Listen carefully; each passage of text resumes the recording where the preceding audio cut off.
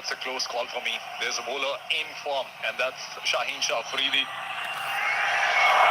The original decision is out. The New Zealand review coming in, whether there was a bat or no. They're looking for the ultra edge sound, and it seems there was a bat. That may be a reprieve for New Zealand. And if you are a Finn Allen fan, I'll tell you what, the decision is going to change, and here it comes. It's not out. So it's 4 on the board. But what a delivery by Shaheen Shah Afridi. He's the man in form, 4 for 22 against Bangladesh. And he needs to get those wickets for Pakistan. But at the same time, it's a good battle going on between the right-hander and the left-arm bowler. बढ़िया द्वंद इस समय बाएं हाथ के गेंदबाज और दाएं हाथ के बल्लेबाज के बीच होता हुआ अगली गेंद और एक बार फिर से पैर पर टकराती हुई फिर से जबरदस्त अपील और उसके साथ ही एक बार फिर से अंपायर की उंगली आकाश की तरफ उठती हुई। क्या इस बार रिव्यू लेंगे या फिर नहीं? न्यूजीलैंड इस समय 4 के कुल स्कोर पर है। दोनों ही बल्लेबाज बीच मैदान पर मंत्रणा कर रहे हैं। ज्यादा समय नहीं है, 5 सेकंड का समय शेष और यहाँ पर एक बार फिर से रिव्यू लिया जाता हुआ। मुनीश, क्या जबरदस्त शुरुआत इस सेमीफाइनल मुकाबले की। पहली गेंद पर चौका। If you ask me, this is nothing new with Shaheen Shah Afridi, because we've seen that happening with Shaheen Shah Afridi, that he struck twice in the previous game, not in this World Cup but in the T20s, and twice in succession the players have gone for the review. But what a swing bowling by him. The only thing that can save him is the wrong line. But mind you, the on-field umpire's decision is out. So what can save Finn Allen now if there was a nick of the blade? Otherwise, it looks very plump. काफी नजदीकी मामला यकीनी तौर पर लगता है और तारीफ करनी होगी शाहीन शाह अफरीदी की। पिछले 2 मैचों में कुल मिलाकर 7 विकेट उन्होंने झटके हैं। टीवी अंपायर रिचर्ड कैटेब्रो एक बार फिर से काम पर लगा दिए गए हैं और गेंद और बल्ले के बीच में वहां पर जो हमें देखने को मिल रहा है उसमें कोई संपर्क नहीं है। अब बॉल ट्रैकिंग पर देखेंगे कि गेंद कहां पिच हुई। यदि लेग स्टंप से बाहर पिच हुई तो फिर ये नॉट आउट होगा, लेकिन पिचिंग इन लाइन है, इंपैक्ट इन लाइन है और विकेट हिटिंग है तो इसके साथ ही बाहर की तरफ निकल रही है। तो खेलने का कोई इरादा नहीं वहां पर कप्तान विलियमसन का और गेंद को जाने दिया विकेट कीपर रिजवान के हाथों में। ओवर की समाप्ति हुई, बढ़िया ओवर की समाप्ति। 1 ओवर की समाप्ति के बाद 6 बिना किसी विकेट के नुकसान के टॉस जीतकर पहले बल्लेबाजी कर रही है न्यूजीलैंड की team. Well, then that's the update. Toss won by New Zealand. They elected to bat. Pakistan, of course, wanted to bat too. That's what Babar Azam said when the toss happened and the post-toss interview came up.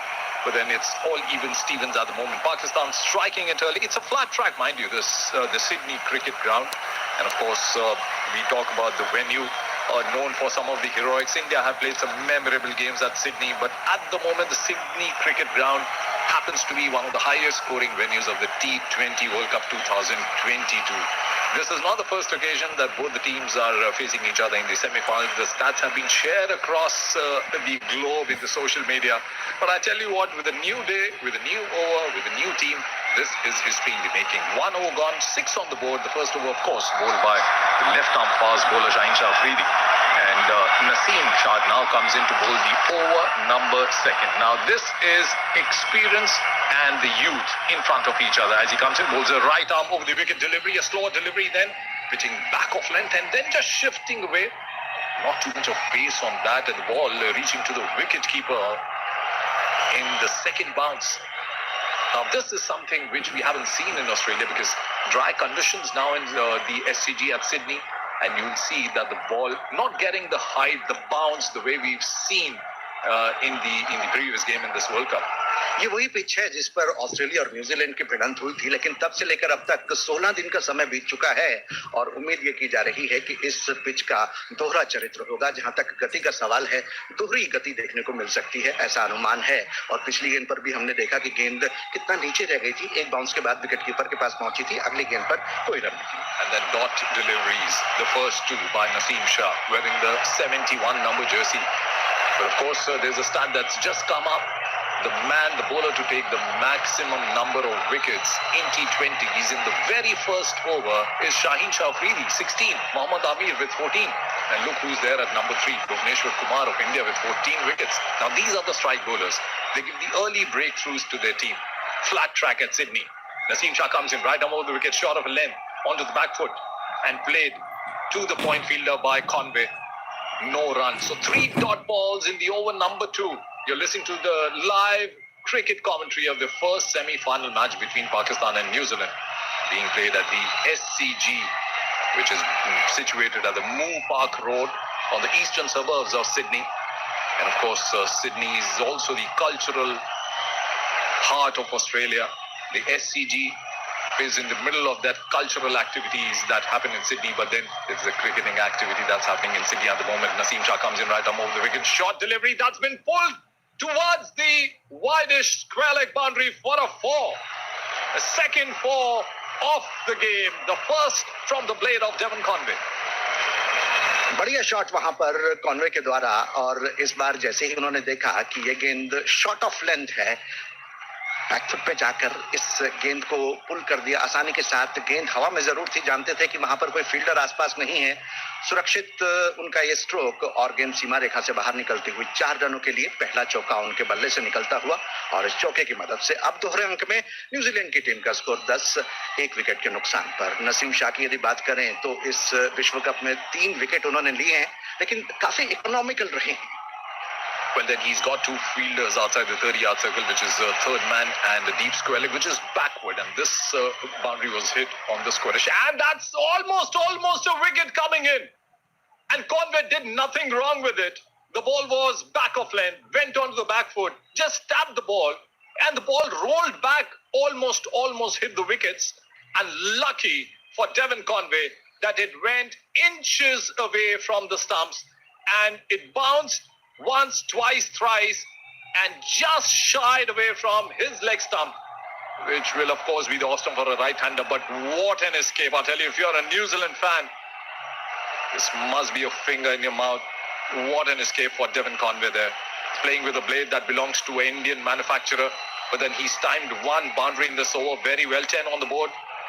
Second over in progress. In fact, there's the last ball which is coming now, and he steps out and hits the ball over the wideish mid-on fielder, and the ball wins the battle from the chasing fielder. Another boundary of this over. 14 on the board for 1 after the end of 2 overs, New Zealand.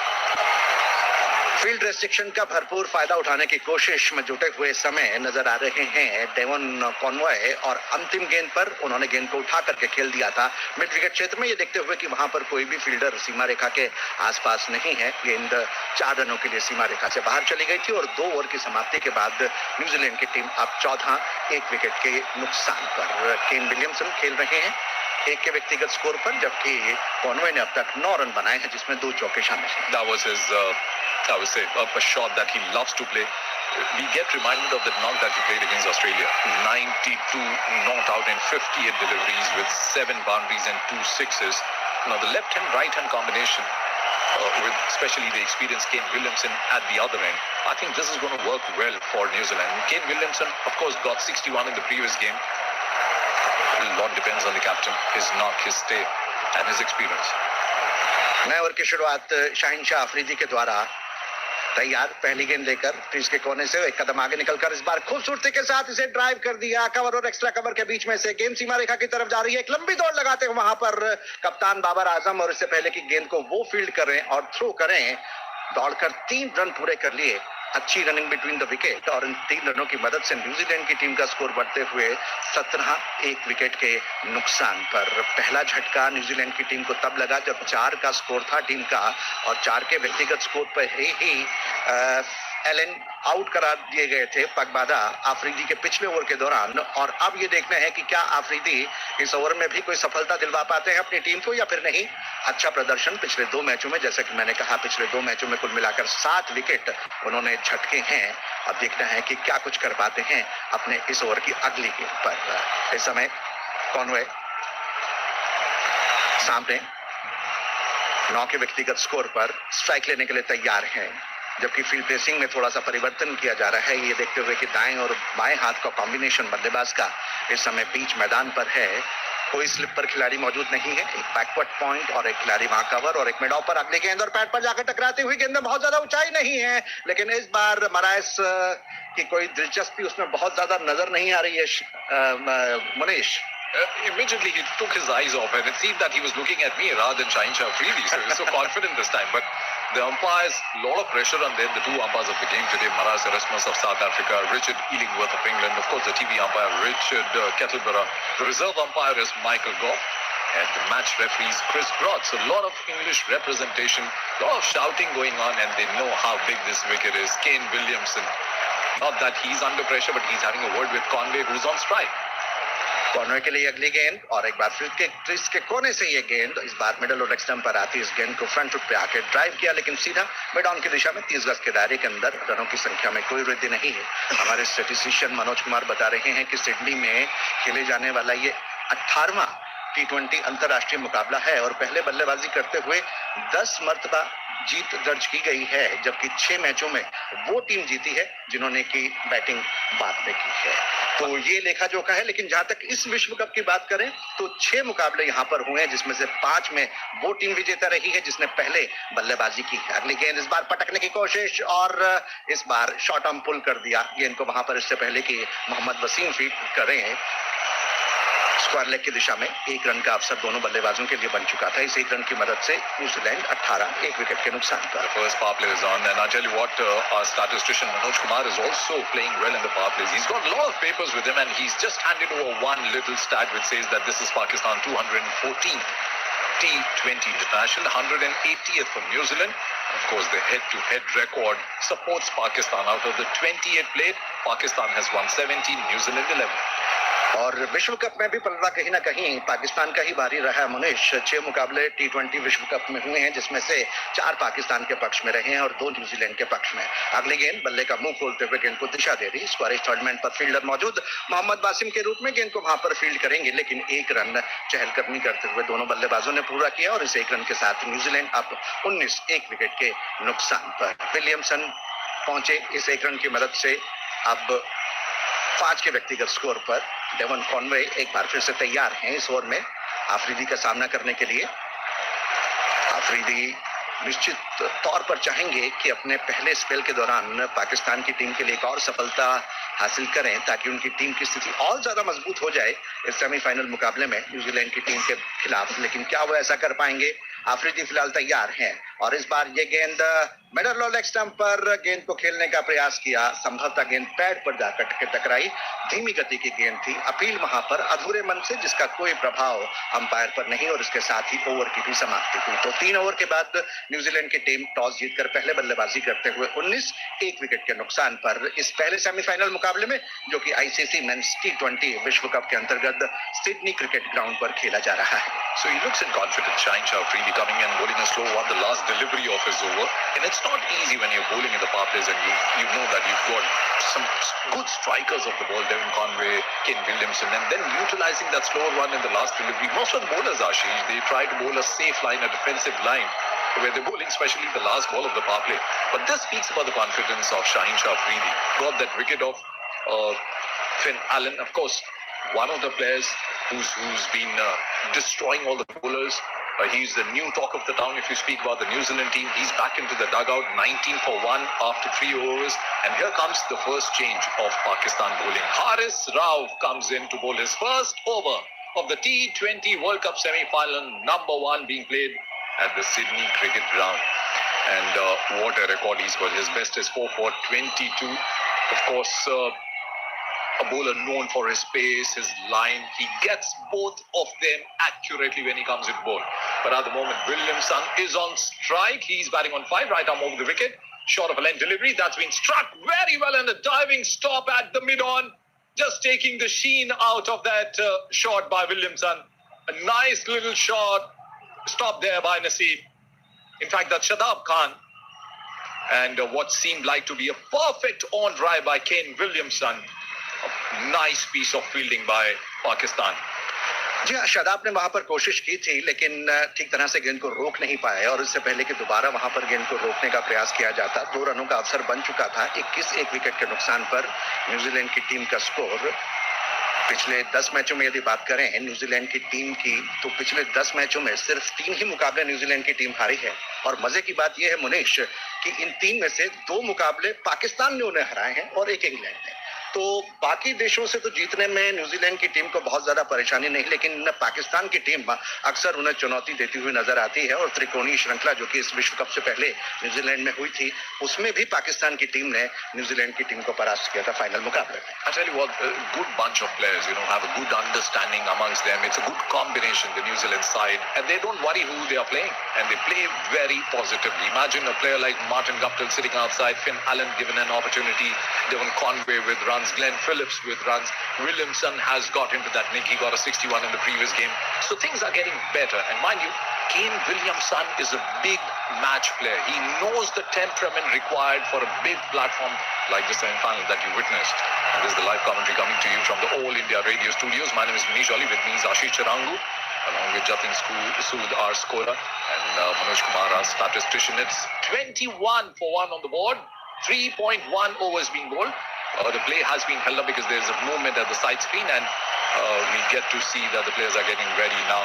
Back on his run-up is Haris Rao, struck for a double in his very first delivery and getting ready, wearing the 97 number jersey, right arm over the wicket, close to the stumps, brings the ball in short of length, and Williamson watching the ball very carefully and just dabs the ball down to the short mid-wicket fielder. Haris Rauf की बात करें तो पिछले 6 मुकाबलों में पाकिस्तान के खिलाफ काफी सफल रहे हैं वो, और 14 विकेट उन्होंने हासिल किए हैं, और आज भी कप्तान बाबर आजम उनसे कुछ उसी तरह के प्रदर्शन की उम्मीद करेंगे। देखना है कि क्या उनकी अपेक्षाओं पर खरा उतर पाते हैं या फिर नहीं। केन विलियमसन और डेवन कॉनवे के कंधों पर एक बड़ी जिम्मेदारी है इस समय। एक शुरुआती झटका लग जाने के बाद केन विलियमसन तैयार, 19 पारियों में 545 रन पाकिस्तान के खिलाफ जहां तक उनका सवाल है, 36 के लगभग औसत से। हारिस रऊफ की अगली गेंद मिडल और लेग स्टंपर कलाइयों का इस्तेमाल करते हुए गेंद को मोड़ देंगे, इस बार स्क्वायर लेग की दिशा में। फील्डर वहां पर मौजूद है नसीम शाह, इससे पहले की गेंद को वहां पर फील्ड कर सके। 1 रन के लिए दोनों बल्लेबाजों ने छोर बदल लिया था। इस 1 रन की मदद से न्यूजीलैंड की टीम का स्कोर अब हुआ 22, 1 विकेट के नुकसान पर। न्यूजीलैंड के बल्लेबाजों को वहां पर साइड स्क्रीन से लगातार अभी भी कुछ समस्याएं हैं। जो मूवमेंट है वहां पर दर्शकों की, वो उनको परेशान कर रही है, और इस शॉट को खेलने के बाद विलियमसन ने एक बार फिर से अंपायर से वहां पर कहा कि देखिए अभी भी मूवमेंट है जिसकी वजह से वहां पर मुझे परेशानी। 22 on the board for the loss of 1 wicket, 3.3 overs gone. Haris Rao comes in, bowls right arm over the wicket, short of length delivery. Conway on the back foot just dabs the ball down to the wide-ish mid-on fielder who has to run a couple of yards on his left. Picks up single then, and the score now moves on to 23 for the loss of 1 wicket. The first semi-final being played at Sydney. The second is scheduled to be played between India and England tomorrow at Adelaide. Long way to go, but then enjoy the coverage of All India Radio, the live coverage of the first semi-final of this T20 World Cup 2022. Williamson, of course, got a 61 against Ireland, but then he's batting well. He's watching the ball very carefully. The initial movements of Kane Williamson when he plays the fast bowlers is on the back foot. Very watchful, the back and across movement of a batsman, which of course the coaches teach you in the academy. Williamson is the perfect example to just look for that. And now at the moment, short of line delivery on the off stump, very watchfully just pushes the ball gently towards the wide-ish mid-fielder. Didn't get a run though, so he's very watchful and careful with his team. The captain there knows how important the semi-finals are, though the records of the past do not go in favor of New Zealand, because this is one team that's lost the maximum number of semi-finals as far as the history of ICC cricket games are concerned, the ICC events. We'll talk about that as Haris Rao gets ready to bowl the next delivery. Once again, there's some movement going across the side screen, whether it's good for Pakistan or no, because New Zealand seem to be getting back into the rhythm after losing that wicket of Finn Allen in the very first over when the score was 4 on the board. New Zealand T20 विश्व cup में लगातार तीसरा semifinal मुकाबला खेल रही है। 2016 में England के खिलाफ उन्हें पराजय मिली थी, 2021 में वो जीते थे, और फाइनल में उन्हें ऑस्ट्रेलिया के हाथों पराजय का मुंह देखना पड़ा था। अगली गेंद इस बार ब्लॉक होल्ड में डालने की कोशिश, लेकिन बल्ले की जड़ से इस बार इस गेंद को अपने स्टंप से दूर रखने में कामयाब रहे विलियमसन, और इसके साथ ही ओवर की भी समाप्ति हुई। 4 ओवर के बाद न्यूजीलैंड की टीम 23, 1 विकेट के नुकसान पर। हारिस रऊफ के इस ओवर की बात करें मुनीश, तो ज्यादातर गेंदें उन्होंने ऊपर की ओर रखी हैं। जानते हैं कि वहां पर कहीं ना कहीं जो स्क्वायर बाउंड्रीज हैं वो अपेक्षाकृत छोटी हैं, तो ऐसे में शॉर्ट पिच गेंदें देना बल्लेबाजों को थोड़ा सा उनकी राह आसान करने के बराबर हो सकता है। This commentary is brought to you by All India Radio in association with Channel 2, exclusive audio global right holders. Commentary is brought to you by All India Radio in तो association. हारिस राउफ के इस पहले ओवर में कुल मिलाकर 4 run मात्र आए, किफायती। जैसा कि मैंने कहा, इस पूरे टूर्नामेंट में अब तक रहे हैं हारिस राउफ, 6 विकेट उन्होंने हासिल किए हैं। 6.83 का उनका औसत रहा है इन 6 विकेटों को हासिल करने में। और महत्वपूर्ण भूमिका है जब भारत के खिलाफ, आपको याद होगा कि किस तरह से मेलबोर्न क्रिकेट ग्राउंड पर उन्होंने 2 विकेटें चटकाई थी भारत की, और उसके बाद हर मैच में वो कम से कम 1 विकेट जरूर अपनी टीम के लिए हासिल करते रहे हैं। गेंदबाजी में एक और परिवर्तन, अब आफरीदी के स्थान पर मोहम्मद वसीम को गेंदबाजी के मोर्चे पर लगाया गया है कप्तान बाबर आजम के द्वारा। पहली गेंद स्टंप के नजदीक से, और इस बार ये गेंद लेग स्टंप पर आती हुई गेंद को वहां पर मोड़ा फाइन लेग की दिशा में खड़े हुए फील्डर की तरफ। 30 गज के मुहाने पर खड़े हुए फील्डर के द्वारा इससे पहले कि गेंद फील्ड हो सके, 1 रन का अवसर बन चुका था। इस 1 रन की मदद से न्यूजीलैंड की टीम का स्कोर 24, 1 विकेट के नुकसान पर। केन विलियमसन 8 पर, डेवन कॉनवे 12 रन बनाकर खेल रहे हैं और अब नॉन स्ट्राइकिंग एंड पर हैं, और इन 12 रनों में 2 चौके शामिल हैं। जहां तक स्ट्राइक रेट की बात करें तो डेवन कॉनवे का स्ट्राइक रेट इस समय लगभग 92 का, और विलियमसन का स्ट्राइक रेट 88 का। स्ट्राइक रेट की बात करेंगे विलियमसन की, पिछले 2 सालों में यदि आप देखें तो लगातार प्रतिवर्ष कैलेंडर दर कैलेंडर उनका जो स्ट्राइक रेट है वो T20 मुकाबलों में कम होता जा रहा है। इसी बीच अगली गेंद, और इस बार इस गेंद को कलाइयों का इस्तेमाल करते हुए मोड़ा, फाइन लेग की दिशा में फील्डर मौजूद है, फंबल हुआ, लेकिन फील्डर जो विकेट कीपर थे रिजवान खुद जाकर गेंद को उन्होंने फील्ड किया, लेकिन 1 रन लेने से नहीं रोक पाए वहां पर बल्लेबाज को। इस 1 रन के साथ विलियमसन पहुंचे अब 9 के व्यक्तिगत स्कोर पर, और न्यूजीलैंड 25, 1 विकेट के नुकसान पर। That was a brilliant stop by Haris Rao, who's fielding a short fine leg, and that's one fielder which of course is always tentative, because 1 meter here or there on either sides can result into boundaries. So good stop by Haris Rao, especially after he finished the previous over. अगली गेंद मोहम्मद वासिम की, और इस बार off stump पर थी, खेलने का प्रयास किया, गेंद ने भीतरी किनारे स्टंप के नजदीक से लगती हुई फाइन लेग की तरफ गई, सीधा थ्रो वहां पर स्टंप्स पर, लेकिन संभवतः सुरक्षित वहां पर अपनी क्रीज में पहुंच चुके हैं इस 1 रन के साथ। और इस 1 रन की मदद से न्यूजीलैंड की टीम 26, 1 विकेट के नुकसान पर। घटनापूर्ण गेंद, ये गेंद बल्ले का भीतरी किनारा लेती हुई फाइन लेग की दिशा में गई थी, और वहां से सीधा थ्रो था नॉन स्ट्राइकिंग एंड की तरफ, लेकिन तब तक बल्लेबाज कॉनवे बिल्कुल सुरक्षित अपनी क्रीज में पहुंच चुके थे। इस पिच की यदि बात करें तो आज इस पर घास का नामो निशान नहीं है, और जैसे कि हमने कहा, ये वही पिच है जिस पर न्यूजीलैंड ने ऑस्ट्रेलिया के खिलाफ अपना पहला मुकाबला खेला था, और 200 रन जड़े थे उन्होंने इस मैदान पर। क्या आज एक बार फिर से उसकी पुनरावृत्ति करेंगे? जबकि अगली गेंद, और इस बार इस गेंद को मोड़ा स्क्वायर लेग की दिशा में, एक और आसान से रन के लिए। इस 1 रन की मदद से न्यूजीलैंड बल्कि दूसरे रन के लिए भी पलट लेंगे। इस के साथ ही न्यूजीलैंड अब 28, 1 विकेट के नुकसान पर। 2 गेंदों का आना बाकी है इस ओवर में। अब तक मोहम्मद वसीम के 5 रन आ चुके हैं। न्यूजीलैंड और पाकिस्तान के बीच जो द्वंद्व है वो हमेशा ही काफी दिलचस्प रहा है।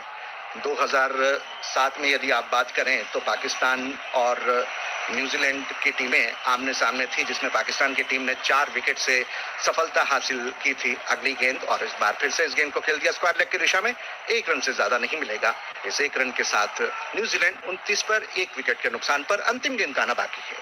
So the power play now sees New Zealand moving ahead very cautiously. Williamson, of course, batting on 12, Conway batting on 13. This is a partnership that they need badly. It's been a 25-run partnership, especially when they saw the departure of Finn Allen in the very 3rd ball of this innings. Mohammad Wasim Jr. has conceded a run in every ball now, and here he comes to bowl the last ball.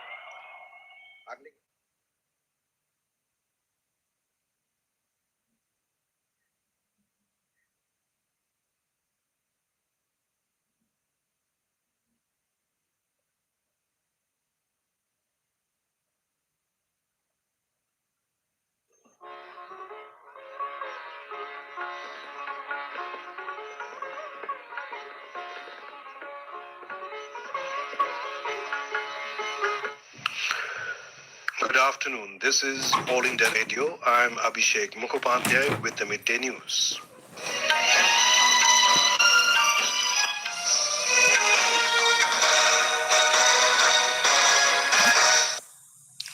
The headlines.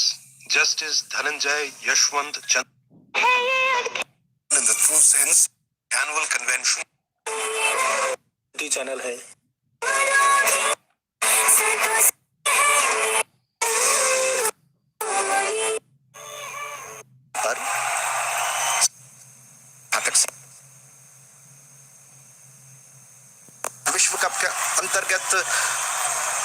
Sydney cricket ground पर खेला जा रहा है, जबकि दूसरा semifinal मुकाबला Adelaide Oval पर खेला जाएगा, जो कि भारत और इंग्लैंड के बीच होगा। इसी बीच नए ओवर की शुरुआत और पहली गेंद को इस बार उठा करके खेल दिया है पॉइंट क्षेत्र के ऊपर, बाउंस के रफ्तार काफी थी, लगभग 150 किलोमीटर की रफ्तार की ये गेंद थी हारिस राउफ की, लेकिन आगे की तरफ निकल करके इस गेंद को इनसाइड आउट लगभग खेलते हुए गेंद को पहुंचा दिया सीमा रेखा से बाहर। 4 रनों के लिए इस चौके की मदद से स्कोर 34। निराश जिस तरह से कॉनवे ने वहां पर इस गेंद को खेलने का प्रयास किया और चौका हासिल किया, 18 के व्यक्तिगत स्कोर पर वो अगली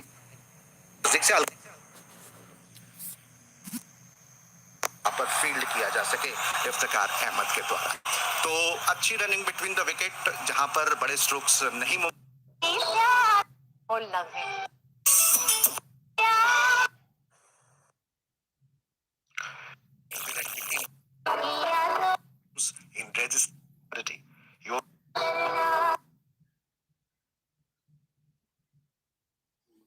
कानपुर से छपाई आसो क्या मानो मैं क्या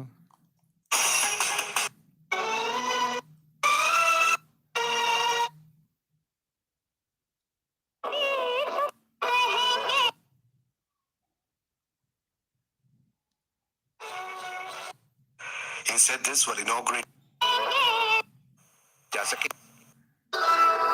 पढ़ लिया था इस गेंद को आसानी के साथ विलियमसन ने और गेंद को हल्के हाथों से ड्राइव भर कर दिया, ये देखते हुए कि मिडॉन का खिलाड़ी बिल्कुल 30 गज के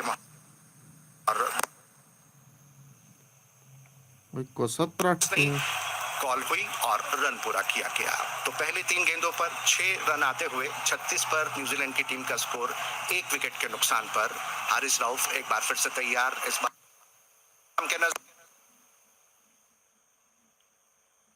पुल कर दिया, लेकिन डीप स्क्वायर लेग का खिलाड़ी इससे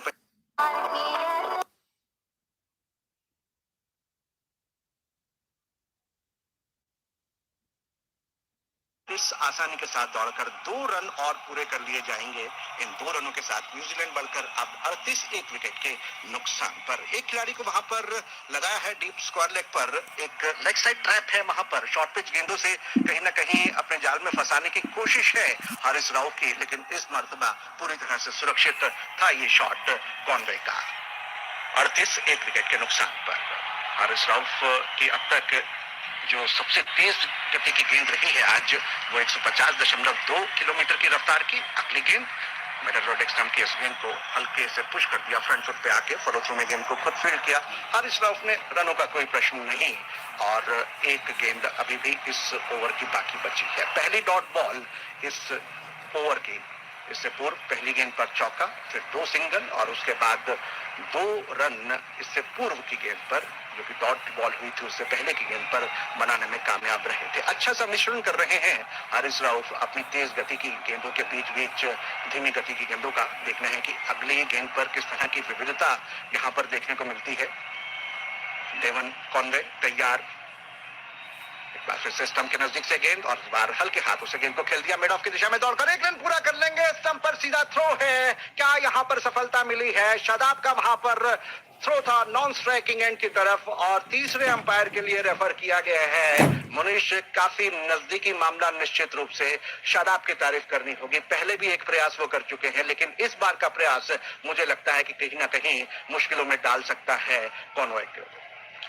Devin Conway, of course, batting on 21, and then this was a short hit to the mid-off. It was picked up on one motion by the right-handed Shadab Khan, picked up, ran few strides, and then took a shot at the stumps.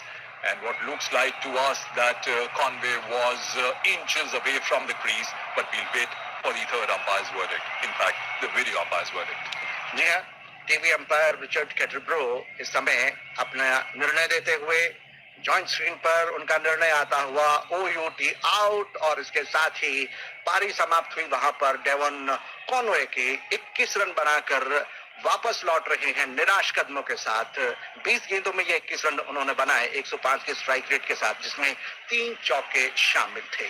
तो दूसरा झटका इस समय New Zealand की team को लग चुका है और पावर प्ले में 2 सफलताएं पाकिस्तान की टीम को। शुरुआत बुरी नहीं है जहां तक पाकिस्तान की टीम का सवाल है Munish. Well then, what a way to finish the power plays at the moment. 6 overs gone, 38. It could have been 38 for 1. This was a 34-run partnership which was prospering, which was looking good. Of course, the experience of Kane Williamson at the other end. He's batting on 13 or 13 deliveries, but Conway was looking to dictate terms to the Pakistani bowlers, but then the only way I thought that Conway could get out was run out, and that happened in the previous delivery. So it's 38 for 2 in the power play for New Zealand. The first semi-final of the T20 World Cup. New Zealand, of course, winning the toss, opting to bat. But I tell you what, they'll be very disappointed with this loss of Devin Conway's wicket. But Shadab yet to bowl his first ball of the game. Maybe he's called up now, but he's done the damage to the top New Zealand order already. तो power play की समाप्ति के बाद spin गेंदबाजी का समावेश जिसकी की अपेक्षा की जा रही थी, इस समय कप्तान बाबर आजम के द्वारा और गेंदबाजी के मोर्चे पर और कोई नहीं बल्कि शराब है, जिन्होंने पिछले ओवर के अंतिम गेंद पर एक शानदार क्षेत्र रक्षण का परिचय देते हुए न केवल रन आउट किया बल्कि साथ ही साथ अपनी टीम को एक बेहतर स्थिति में लाकर के खड़ा कर दिया है। ग्लेन फिलिप्स नए बल्लेबाज, पहली गेंद को हल्के से पुश कर दिया, ऑफसाइड में दौड़कर 1 रन चुरा लेंगे। बाबर आजम गेंद तक पहुंचे जरूर, लेकिन तब तक बिजली की रफ्तार से दोनों बल्लेबाजों ने अपने छोर बदल लिए थे। इस 1 रन की मदद से 39 पर अब स्कोर 2 विकेट के नुकसान पर न्यूजीलैंड की टीम का टॉस जीतकर पहले बल्लेबाजी की है। वहां पर न्यूजीलैंड की टीम ने शुरुआती झटका 4 के स्कोर पर लगा, उसके बाद दूसरी विकेट की साझेदारी 34 रनों की हुई, लेकिन बढ़िया फील्डिंग के चलते शदाब के द्वारा कॉनवे को वापस पवेलियन लौटना पड़ा अपने 21 के व्यक्तिगत स्कोर पर। अगली गेंद और इस बार विलियमसन ने एक रन आगे निकलकर गेंद की पिच के नजदीक पहुंचकर इस गेंद को खेल दिया है वहां पर डीप मिड ऑन की दिशा में। 1 रन का इजाफा और होता हुआ न्यूजीलैंड के कुल स्कोर में। इस 1 रन की मदद से स्कोर बढ़कर के 40, 2 विकेट के नुकसान पर। शदाब की बढ़िया गेंदबाजी इस पूरे विश्व कप में हमें देखने को मिली है। अब तक 10 विकेट उन्होंने अपनी टीम के लिए हासिल किया। अगली गेंद बैकफुट पे जाकर कट कर दिया खूबसूरती के साथ, कोई फील्डर वहां पर नहीं है, गेंद सीमा रेखा की तरफ जा रही है और 4 रन वहां पर जरूर मिल जाएंगे इस अवसर पर फिलिप्स को। इस चौके की मदद से फिलिप्स का अपना स्कोर 5, उनके द्वारा ये पहला चौका और न्यूजीलैंड की टीम 44, 2 विकेट के नुकसान पर। Well then, waited for the ball to come. It was a short delivery outside the off stump. All that he needed was a good execution. And Glenn Phillips, of course, getting his 199th run of this tournament. 44 for 2 New Zealand. Shadab की अगली गेंद और इस बार पूरा सम्मान देते हुए इस गेंद को पैड और बैट साथ में लाकर सुरक्षात्मक ढंग से खेला। बैक टू द बॉलर, रनों की संख्या में कोई वृद्धि नहीं। हमारे स्कोरर जतिन सूद बता रहे हैं कि पावर प्ले के दौरान जो 38 रन बने 2 विकेट के नुकसान पर, उसमें 15 गेंदें ऐसी थी जिस पर कोई रन नहीं बना, यानी कि डॉट गेंदें थी। इसी बीच अगली गेंद बैकफुट पे जाकर फिर से कट, लेकिन बैकवर्ड पॉइंट पर फील्डर मौजूद, सीधा गेंद उनके हाथों में, गैप हासिल नहीं कर पाए। इस अवसर पर इफ्तिकार अहमद मौजूद थे, गेंद को उन्होंने फील्ड किया, रन बनाने की तमाम संभावनाओं को समाप्त कर दिया। तो पहले पावर प्ले के दौरान 15 गेंदें ऐसी जिस पर कोई रन नहीं, 13 गेंदों पर सिंगल्स, 3 गेंदों पर 2 रन लिए गए और 1 मरतबा 1 गेंद पर 3 रन और कुल मिलाकर 4 चौके लगाए गए इन 38 रन में। अगली गेंद फिलिप्स के लिए एक बार फिर से हल्के से इस गेंद को बल्ले का मुंह खोलते हुए दिशा देना चाहते थे। गेंद को 72 पॉइंट क्षेत्र में बहुत तेजी के साथ फील्ड कर लिया और इसके साथ ही ओवर की भी समाप्ति हुई। और शादाब के इस पहले ओवर की यदि बात करें तो बढ़िया, काफी किफायती ओवर उनका ये साबित होता हुआ। 7 ओवर की समाप्ति के बाद 44, 2 विकेट के नुकसान पर न्यूजीलैंड की टीम 10 को।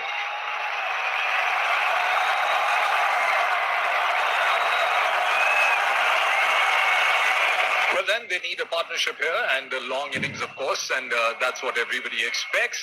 If you're a New Zealand fan, you want a partnership. If you're supporting Pakistan, you want a few more wickets to come in. But at the moment, New Zealand looks very settled. 44 for 2. I believe that Devin Conway has departed back to the dugout. But New Zealand played this game against Sri Lanka with a 15 for 3, and then they came up and they reached to 167 for 7, and then they had a convincing victory over Sri Lanka. So the top order, even if it fails, they can rely on Williamson and of course the batsmen to come. There was a word going around whether Neesham would be dropped in this game, but then they've stuck to the same 11 that played in the previous game. They believe in the winning combinations. That's what the New Zealand captain Williamson said. At the moment, there's a bowling change. Now the left arm spinner, Mohammad Nawaz, comes in. Left arm around the wicket, coming behind the umpire. In fact, not going diagonally. There was a era where you would see the left arm spinners going diagonally between the umpires and the stumps, but then he chooses to come exactly besides the left arm of the umpire. Then conceded in single, just 2 wickets in his 6 matches, but then you speak about his economy, and then he gives you the breakthroughs at the right moment. And that's what Nawaz is all about. He's a good striker of the ball as well. So the all-rounder now bowling his second delivery of the game. Coming in, and he's got the experienced Glenn Phillips in front of him, who's looking for a loose delivery to strike, but then short of a length delivery, goes onto the back foot and plays it back to the bowler. And Nawaz probably did not realize that Kane Williamson almost went away down to the track, halfway down to the track, on the pitch. I just wonder what was Kane Williamson trying to do. And very lucky that Nawaz did not turn around and throw the ball towards the non-strikers end. Otherwise, it could have been the second run out for New Zealand. It's all happening there in the middle. 45 for 2. We are into the 8th over. 7.2 overs gone. Glenn Phillips batting on 5. Faces Nawaz. Fullish length. And then flicking the ball down to the mid-wicket boundary, which is vacant. Now, they've got a strange feel for the left-arm spinner. They've got a short fine leg. They've got deep square leg, deep mid-wicket and long on. You see that happening when the slog overs are on. Now, that's a new fashion of slog over bowling where you pack the boundaries on the onside. But at the moment, the left-arm spinner has got the onside packing as far as the boundaries are concerned. The only man inside the 30-yard circle on the onside is the short fine leg. Babar Azam at covers.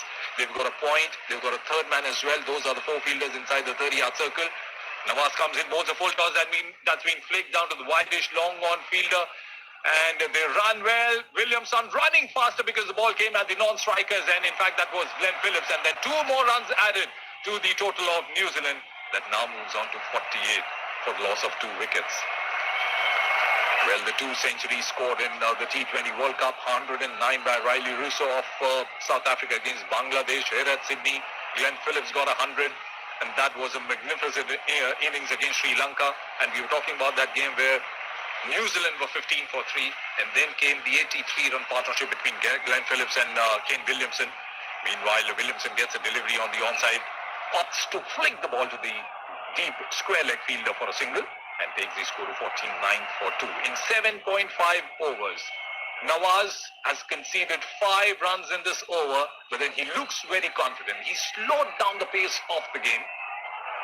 He's taking his own time to come to the run-up, looking around at the field that he's placed and then taking his own time. Here he comes to bowl the last ball of this 8th over. Fly to delivery on the good length spot, and that's gone! That's a cotton ball! What a wicket for Pakistan! What happens when you try to play against the spin? Kane Williamson standing at the non-striker's end with his head down. And the reason is that this ball from Nawaz came in, pitched on the middle and off, and Glenn Phillips opted to flick the ball towards mid-wicket, and in the process mistimes it and hands over an easy ball to Mohammad Nawaz. 3 down for 49 New Zealand. This commentary is brought to you by All India Radio in association with Channel 2, exclusive audio global right holders. गेंद संभवतः थोड़ी सी रुक करके आई और अपना shot को वहां पर ठीक तरह से खेल नहीं पाए फिलिप्स, और गेंद बल्ले के ऊपरी हिस्से से लगती हुई सीधा नवाज की तरफ गई और उन्होंने इस अवसर पर कोई गलती नहीं की। हालांकि अपने इस ओवर के दूसरी गेंद पर उन्हें विलियमसन को रन आउट करने का भी मौका मिला था, लेकिन कहीं ना कहीं वो दोहरे मन में थे, असमंजस की स्थिति में थे, उन्होंने स्टंप्स के ऊपर थ्रो नहीं किया, अन्यथा नजदीकी मामला वहां पर भी हो सकता था विलियमसन के लिए। लेकिन फिलहाल विलियमसन सुरक्षित है। 3 विकेट का पतन अब तक हो चुका है। टॉस जीतकर पहले बल्लेबाजी करते हुए न्यूजीलैंड की टीम का 3 विकेट 49 रनों के कुल योग पर न्यूजीलैंड की टीम फिलहाल स्थिति निश्चित रूप से अच्छी नहीं है। डेरिल मिशेल इस समय बीच मैदान पर इस T20 वर्ल्ड कप में 4 पारियों में मात्र 56 रन लगभग 28 की औसत से उनके बल्ले से निकले हैं और सर्वश्रेष्ठ प्रदर्शन उनका 31 रनों का रहा था, जो कि पिछले मैच के दौरान ही उन्होंने आयरलैंड के खिलाफ बनाए थे। नए ओवर की पहली गेंद शादाब के द्वारा, और शादाब ने इस गेंद को ऑफ स्टंप की दिशा में किया था। एक रन आगे निकलकर बैक टू द बॉलर खेला। रनों की संख्या में कोई वृद्धि नहीं। 49 3 विकेट के नुकसान पर अगली गेंद शराब की और इस बार गेंद की पिच के नजदीक पहुंचकर इस गेंद को हल्के से पुश कर दिया। ऑन साइड पर मिड विकेट क्षेत्र में गेंद फील्ड हो रही है, लेकिन तब तक आसानी के साथ 1 रन का इजाफा हो जाएगा और इसके साथ ही 50 रन पूरे होते हुए न्यूजीलैंड की पारी के 3 विकेट के नुकसान पर 8.2 ओवर की समाप्ति के बाद रनों की औसत रफ्तार इस समय 6 रन प्रति ओवर है न्यूजीलैंड की पारी की। एक बढ़िया गेंदबाजी का प्रदर्शन इस समय पाकिस्तान की टीम की तरफ से किया जा रहा है और यकीनन इस प्रदर्शन को देखकर उनके तमाम समर्थक दर्शक जो सिडनी क्रिकेट ग्राउंड पर मौजूद हैं पूरी तरह से खुश। अगली गेंद मिशेल के लिए, इस बार बल्ले का मुंह खोलते हुए गेंद को दिशा देने की कोशिश, लेकिन थर्डमैन जो कि 30 गज के दायरे के अंदर मौजूद है, गेंद को वहां पर उन्होंने फील्ड कर लिया और रन बनाने की तमाम संभावनाएं इसी के साथ समाप्त हो गई। न्यूजीलैंड की टीम को अब यहाँ पर निश्चित रूप से एक बड़ी साझेदारी की आवश्यकता है। मात्र 11 रनों की साझेदारी हुई तीसरे विकेट के लिए, दूसरे विकेट के लिए 34। अगली गेंद और इस बार गेंद को हल्के से पुश कर दिया था, कवर क्षेत्र में दौड़कर 1 रन पूरा कर लेंगे। नॉन स्ट्राइकिंग एंड की तरफ थ्रो वहां पर जरूर किया गया, लेकिन स्टंप पर जाकर गेंद इस अवसर पर टकराई नहीं इफ्तिकार अहमद की। यदि टकरा जाती तो यहाँ पर काफी मुश्किल में पड़ सकते थे डैरिल मिशेल, उनको भी पवेलियन रवाना हो सकता था, लेकिन फिलहाल सुरक्षित है अपनी क्रीज में। अगली गेंद बैकफुट पे जाकर हल्के से गेंद को पुश किया, गेंद को वहां पर पॉइंट में फील्ड कर लिया गया, कोई रन। बढ़िया गेंदबाजी दोनों ही छोर से स्पिन गेंदबाजों के द्वारा हो रही है। आगाज ही आज अच्छा हुआ। आफरीदी ने आज पहले ओवर के दौरान ही एलन का विकेट झटक दिया था, उन्हें एलबीडब्ल्यू करार करा के अपनी गेंद पर। अगली गेंद और इस बार इस गेंद को हल्के से पुश किया, वहां पर ऑन साइड पर गेंदबाज पीछे की तरफ दौड़कर गेंद को खुद फील्ड करेंगे। अंतिम गेंद पर 1 रन और इसके साथ ही ओवर की भी समाप्ति। 9 ओवर के बाद न्यूजीलैंड की टीम 52 3 विकेट के नुकसान पर। Well, then they've managed to add just 14 runs in the last 4 overs. That's how New Zealand is approaching.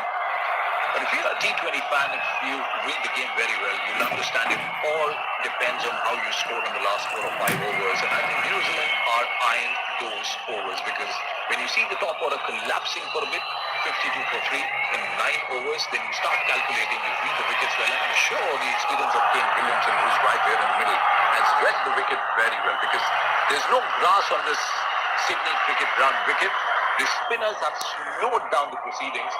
And I tell you what, this exactly happened with the New Zealand team also. There were games where their fast bowlers were hit all over the park and their spinners came in and they slowed down. We'll talk about that at the moment. Nawaz comes in to bowl his second over, and what an over he bowled. 5 runs in that over, got a big wicket of Glenn Phillips, the centurion, one of the centurions of the T20 World Cup. And this was the same venue where he got his 100. So to get his wicket is a big achievement for Pakistan. Meanwhile, a single conceded then, short of length delivery onto the back foot, and Williamson just pushed the ball to the mid-wicket fielder. And the score now moves on to 53 for 3. Now, Pakistan enjoyed a lunch in the house of their mentor, Matthew Hayden, who happens to be one of the guiding forces of Pakistan, and he forced the boys to just come there and just breathe that air of ease before the start of the crucial games. And in that particular lunch, the legendary Sunil Gavaskar was also present, and we heard that Mohammad Rizwan especially was taking some lessons from the great Sunil Gavaskar about his batting. Meanwhile, a full toss then, a flick down to the deep mid-wicket area, a single comes up and the score moves on to 54 for 3. So Mitchell and Williamson, known to be good friends in the middle of the field. As Williamson gets a delivery, this was an angular delivery ball from wide of the crease by Nawaz and half on him. Then the class of Williamson, of course, he's known to hit those deliveries with his flicks. He's doing it to perfection, which Glenn Phillips could not, and Phillips actually fell to that delivery by Nawaz in the previous over. Gave a simple cotton ball to the bowler. Nawaz at the moment 8 runs in his second over. In fact, 1.3 overs gone. He's conceded 8 runs. New Zealand at the moment 55 for 3 in the 10th over. There'll be a 2-minute break, which will be, of course, a drinks break for both the teams after the 3 deliveries. And at the moment, a similar delivery and a similar flick down to the deep mid-wicket area by Mitchell. And that takes him to 3, and the score now moves on to 56 for 3. Speaking about the head coach, Sakeem Mushtaq was very confident, and he said before the start of this game that the role of the spinners of the Pakistani team means a lot to them. And in the bigger games, the spinners will come into play because they'll be getting flatter tracks. And I tell you what, this is a flatter track at Sydney. Once again, a similar delivery, angular delivery in full length, and coming onto the front foot and flicking the ball to the mid-wicket area was Kane Williamson, and takes the New Zealand score with that single 57 for 3, and he moves on to 23. Well, it's all happening there in the middle. If you've tuned in late, New Zealand won the toss. They elected to bat. It's a big game, though. A lot of cricket gurus say that if it's a big game, you win the toss, choose to bat, and that's exactly what it did. But then they lost the wicket of Finn Allen, the striker, good striker of New Zealand side, when the score was 4 as Nawaz comes in and onto his front foot, and then stepping out is Mitchell, flicking the ball to the mid-wicket area, found the gap between the mid-wicket and the long-on fielder, comes back for a second, and that's the 7th run of this over. So after the end of the first 10 overs, New Zealand are on to 59 for 3. It's been a good start for them, but then there's a lot to come. And where will they reach in the remaining 60 legitimate deliveries? That's the bigger question. तो 10 over समाप्त हो चुके हैं और नवाज के पिछले over की यदि बात करें तो मात्र 7 रन उनके उस ओवर में आए, और पिछले 3 ओवर की यदि बात करें तो 15 रन बने हैं न्यूजीलैंड की टीम के लिए, और 1 विकेट का नुकसान उन्हें इन पिछले 3 ओवर में हुआ। तो कहीं ना कहीं न्यूजीलैंड की टीम इस समय थोड़ा बैकफुट पर नजर आ रही है इस मुकाबले में पाकिस्तान के खिलाफ। हालांकि टॉस जीतकर जिस उम्मीद के साथ उन्होंने बल्लेबाजी की शुरुआत की थी, उन्हें उम्मीद थी कि एक बड़ी साझेदारी मिलेगी, एक अच्छा स्टार्ट उन्हें मिलेगा, लेकिन ऐसा हो नहीं पाया। पहली ही विकेट पहले ओवर की तीसरी गेंद पर पाकिस्तान की टीम हासिल करने में कामयाब रही, जब शहनशाह अफरीदी ने एलबीडब्ल्यू कर दिया था एलन को उनके 4 के व्यक्तिगत स्कोर पर। उस समय टीम का स्कोर भी 4 था। उसके बाद दूसरी सफलता पाकिस्तान को टीम की तब मिली जब न्यूजीलैंड की टीम का स्कोर 38 था, जो कि 6वां ओवर था, पावर प्ले की अंतिम गेंद थी, और उस पर कॉनवे को रन आउट किया था। शराब ने एक बेहतरीन फील्डिंग का प्रदर्शन करते हुए सीधा गेंद स्टंप पर नॉन स्ट्राइकिंग गेंद पर लगी थी, और इस तरह से एक अच्छे ढंग से बढ़ती हुई पारी को एक यकायक पूर्ण विराम लग गया था 21 के उनके व्यक्तिगत स्कोर पर। 20 गेंदों में ये 21 रन बनाए थे 3 चौकों की मदद से। फ्लिप्स बहुत ज्यादा देर तक बीच मैदान पर नहीं रह पाए, उनसे उम्मीदें काफी थी, और ये उम्मीद की जा रही थी कि कप्तान के साथ मिलकर के वो एक बड़ी साझेदारी देंगे, लेकिन आज मात्र 6 रनों का उन्होंने योगदान दिया, और नवाज के पहले ही ओवर के दौरान वो कॉट एंड बोल्ड का शिकार हुए। उनकी गेंद पर अपने 6 के व्यक्तिगत स्कोर पर न्यूजीलैंड की टीम का स्कोर उस समय 49 था। तो तब से लेकर अब तक 10 रन जोड़े जा चुके हैं चौथे विकेट की साझेदारी में, और टेरिल मिशेल और साथ ही साथ केन विलियमसन के ऊपर अब जिम्मेदारी बहुत बड़ी है मनीष। यहाँ से एक बड़ी साझेदारी जरूर मिलेगी। फिलहाल अगर इसी तरह से रनों की रफ्तार रही तो मुझे लगता है कि ये एक चिंता का विषय न्यूजीलैंड की टीम के लिए हो सकता है। शुरुआती 10 ओवर में जो औसत रनों की रफ्तार है वो मात्र 5.90 run. I think they'll rely on Darryl Mitchell because he's one of the experienced players, and didn't get an opportunity to play against Australia for the very first game that New Zealand played. But then after that against Sri Lanka, he was out for 22. He got just 3 at Brisbane against England. And then against Ireland, he was 31 not out. So both the batsmen who played well, 31 not out to Darryl Mitchell, 61 was scored by Kane Williamson. So this particular partnership depends how far they can take this New Zealand innings, because they've got some great strikers of the ball with Santner coming in. He's a good striker of the ball. Jimmy Neesham is a good striker of the ball, but then you need to give them that base. So if this partnership prospers for another 4-5 overs, say at an average of 8 overs, and then look for that blast in the last 5 overs, you never know. New Zealand may reach to 180 as well. But then we've seen teams reaching to somewhere around 90 to 100 runs in the last 10 overs. Let's see where New Zealand reaches now. Glenn Phillips बहुत ज्यादा caught and bold नहीं होते। T20 अंतरराष्ट्रीय मुकाबलों में 47 पारियों में सिर्फ 3 ही मरतबा ऐसा हुआ है, आज की पारी को मिलाकर के यदि देखें, जब वो कॉट एंड बोल्ड आउट हुए हैं। ड्रिंक्स के बाद नए ओवर की शुरुआत पहली गेंद शदाब की, और इस बार इस गेंद को खेल दिया है विलियमसन ने मिड विकेट क्षेत्र की तरफ 1 रन के लिए। इस 1 रन के साथ उनका स्कोर पहुंचा 24-60 पर। अब न्यूजीलैंड 3 विकेट के नुकसान पर 11वां ओवर इस समय प्रगति पर है। कॉनवे आज दुर्भाग्यपूर्ण तरीके से रन आउट हुए, और 30 पारियों में मात्र ये दूसरा अवसर था जबकि वो रन आउट हुए। बता रहे हैं हमारे स्टैटिस्टिशियन मनोज कुमार। अगली गेंद बैकवर्ड पे जाकर गेंद को कट कर दिया, फील्डर के बीच में से गेंद निकलती हुई सीमा रेखा की तरफ 4 रनों के लिए। इस चौके के साथ स्कोर बढ़कर के अब न्यूजीलैंड की टीम का 64 3 विकेट के नुकसान पर शदाब की ये गेंद इस बार शॉर्ट ऑफ लेंथ थी। जैसे ही देखा कि थोड़ी सी विड्थ है इसमें, अपना मौका ताड़ा, बैकफुट पे गए और गेंद को सीधा पहुंचा दिया सीमा रेखा से बाहर 4 रनों के लिए इस अवसर पर। इस चौके के साथ अब निशित 9 के व्यक्तिगत स्कोर पर। शदाब की अगली गेंद फिर से शॉर्ट ऑफ लेंथ गेंद, लेकिन ऑप्शन से काफी बाहर की तरफ। इस बार उस गेंद को खेल दिया है वाइटिश मिड ऑन की दिशा में। आफरीदी वहां पर मौजूद हैं, इससे पहले कि थ्रो करें। थोड़े से फंबल के बाद 2 रन जोड़कर जरूर जुटा लेंगे बल्लेबाज। इन 2 रनों के साथ न्यूजीलैंड पहुंचा 66 3 विकेट के नुकसान पर। यहां से रनों की रफ्तार में यकीनन थोड़ी बढ़ोतरी देखने को मिलेगी। अगली गेंद शदाब की ओर लगातार इस ओवर के दौरान शॉर्ट पिच गेंदों का इस्तेमाल कर रहे हैं और इस बार इस गेंद को मिशेल ने खेल दिया है मिड विकेट क्षेत्र में। बिल्कुल सीमा रेखा से 2 या 3 गज अंदर गेंद को फील्ड किया गया और इससे पहले कि थ्रो हो 2 रनों का अवसर और मिल चुका था। Now what a stop that was by Haris Rao, fielding at deep mid-wicket. All that he had to do was he ran almost 20 yards to his left and then dived with his left hand, which is not his bowling arm or a throwing arm, and then stopped a possible boundary. And look what he's done. He saved 2 runs for his team Pakistan. 9 runs in this over already, but you've seen twice happening with Haris Rao. He stopped the boundary when he was fielding at the short fine leg, when the spinner was bowling, and what a brilliant stop by the fast bowler. शानदार क्षेत्र रक्षण का प्रदर्शन हारिस राव के द्वारा। अगली गेंद कदमों का इस्तेमाल किया, गेंद को उठा करके खेल दिया लॉन्ग ऑन की दिशा में। फील्डर के बाईं तरफ गेंद पिच करने के साथ ही बाहर की तरफ निकल गई एक बाउंस के बाद 4 रनों के लिए। Now I tell you what happened. The long on fielder was placed wideish towards the mid-wicket area.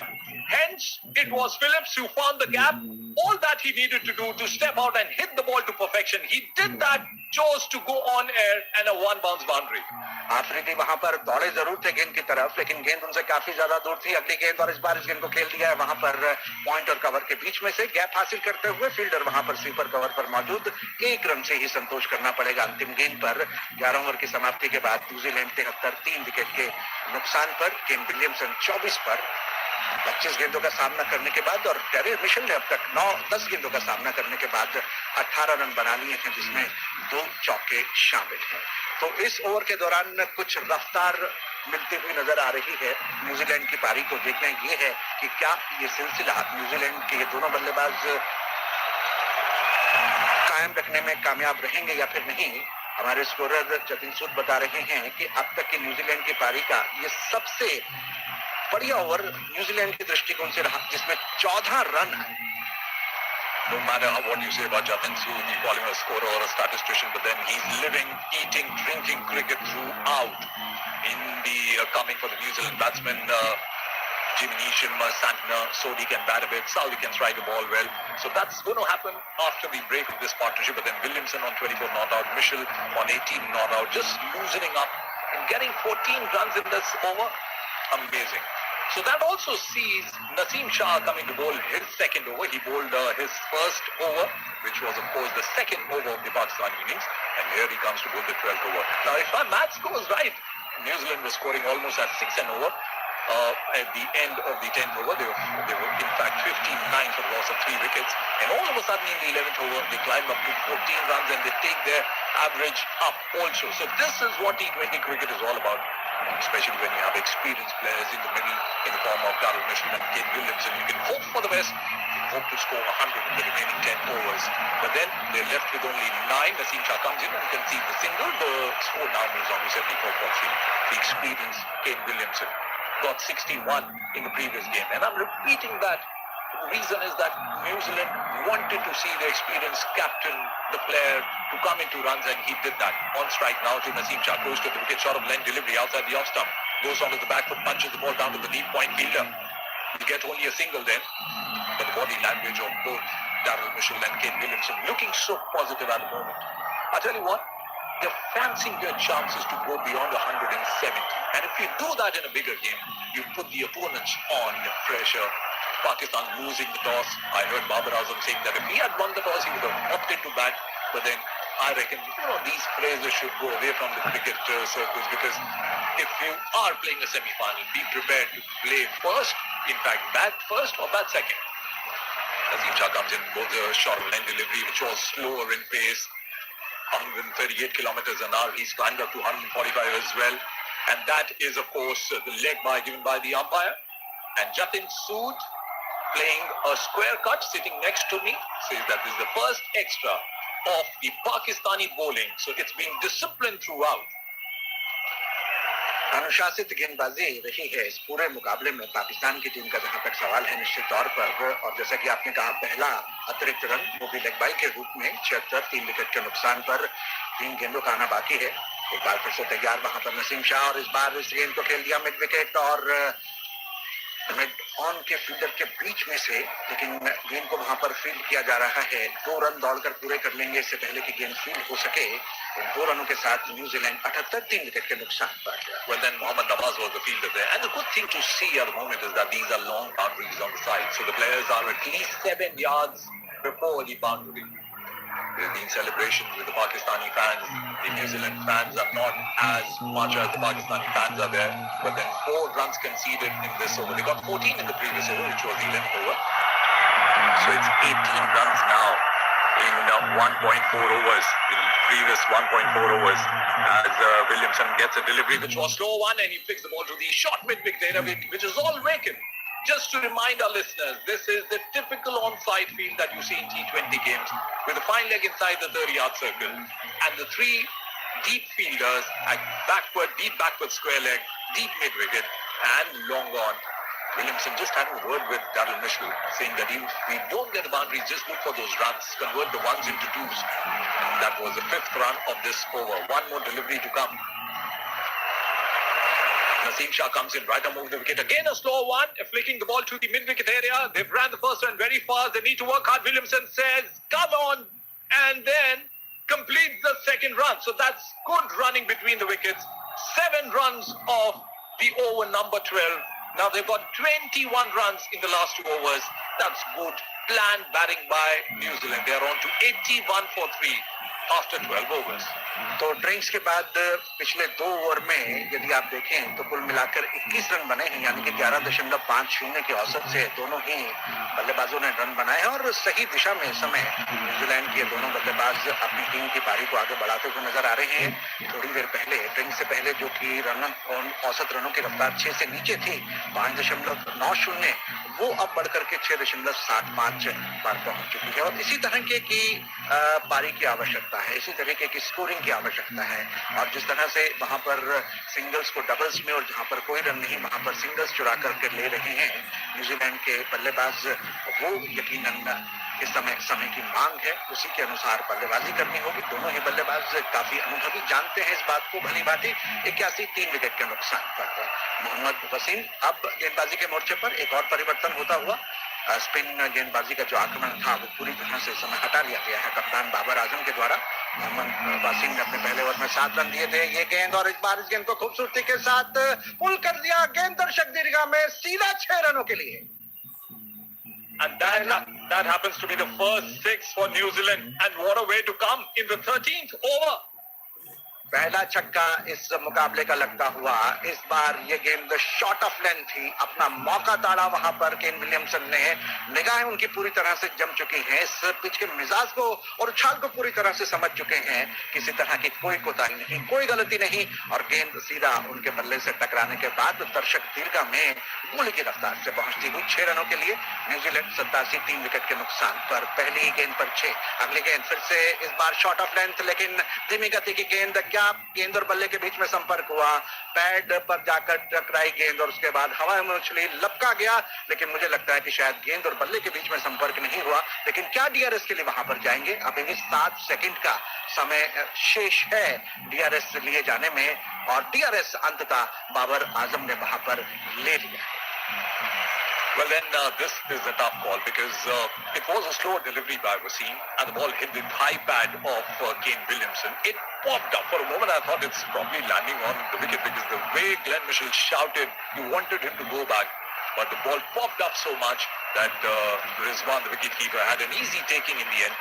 But now they're going to check whether there was a bat or no. So Pakistan going for a review. I tell you what, their success rate as far as the review is concerned is just 25%. So the entire team standing in the middle, Kane Williamson, wearing the number 22 jersey, but he's gone much beyond that 22. He's batting on 34 at the moment. And the bigger question is whether the ball got some blade, some part of the wood or no.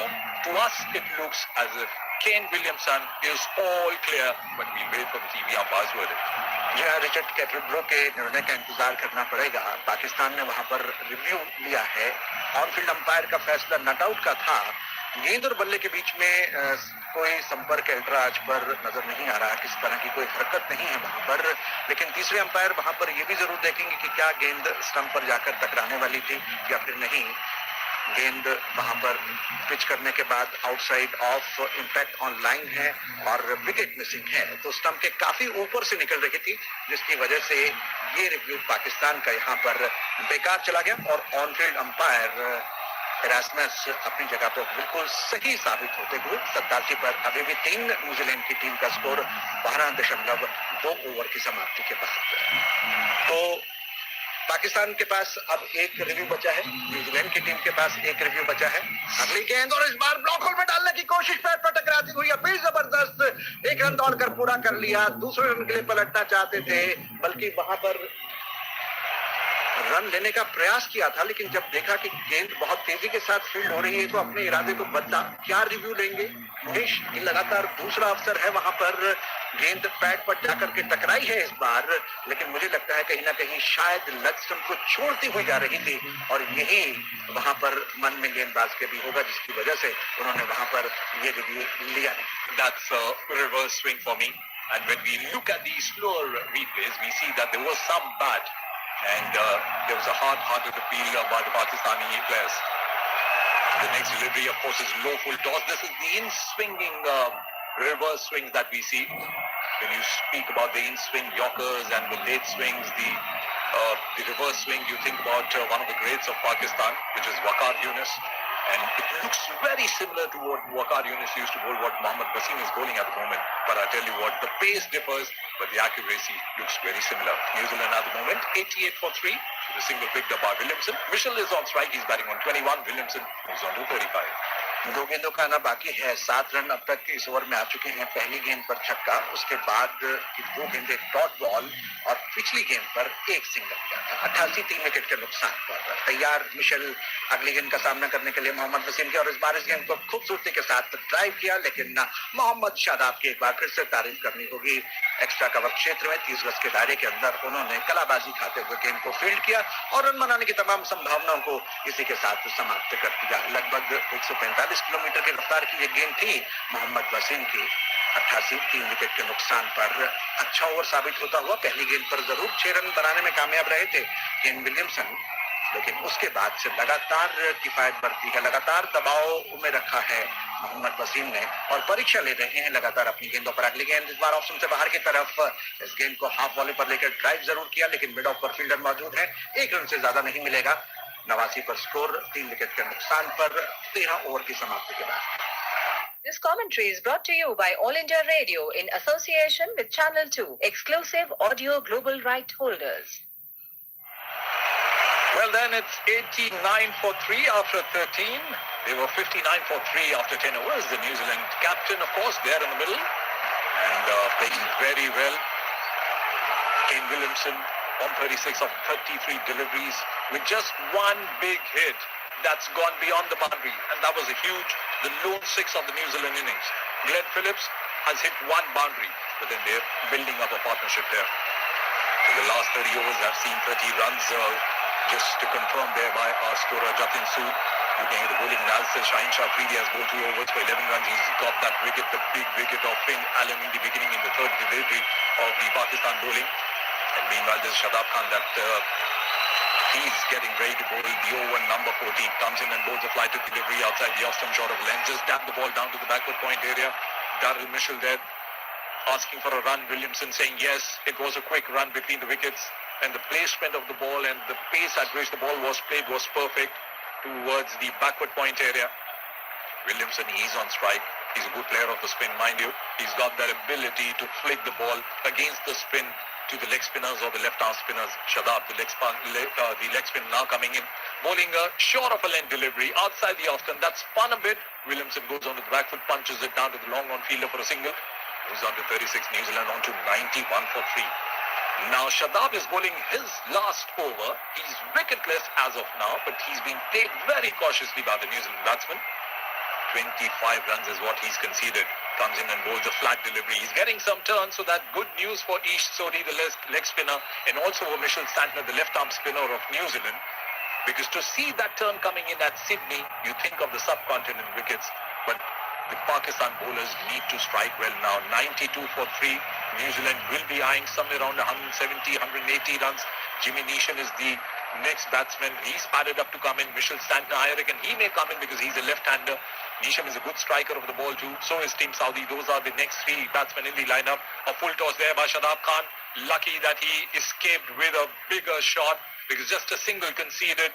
A full toss, then opting to flick the ball, didn't time the ball well, and I reckon that was probably a googly that was trying to turn on the other side of the wicket. But then 4 runs in the very 4 deliveries of this over number 14. Shadab, just 2 more deliveries in his spell. And here he bowls a flighted delivery which seemed like a googly, but then he stepped out to hit a huge shot, and that's Mitchell for you.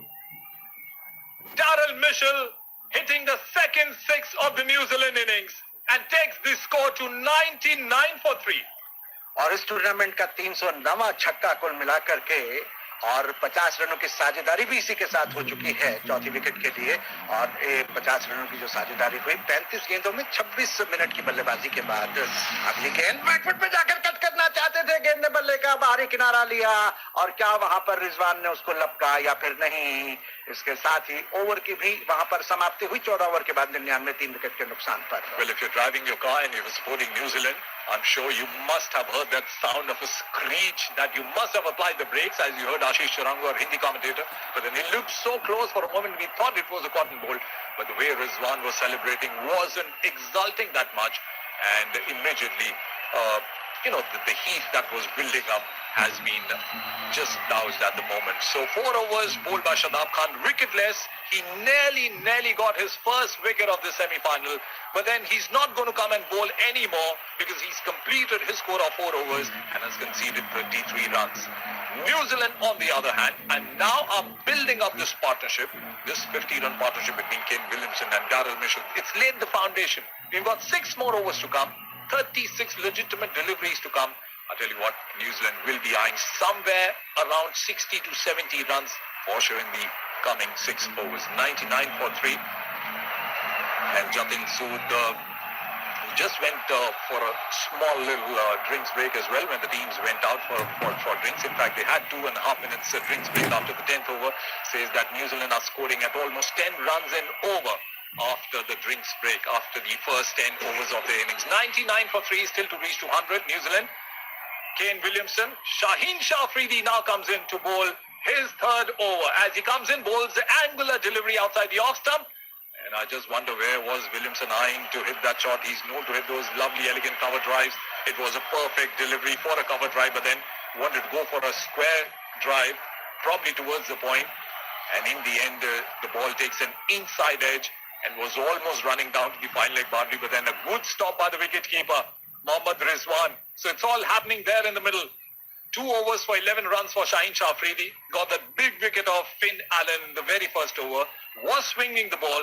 And he's been asked by his captain, Babar Azam, to come and bowl the 15th over. So it's a good battle in the middle. Williamson on 37.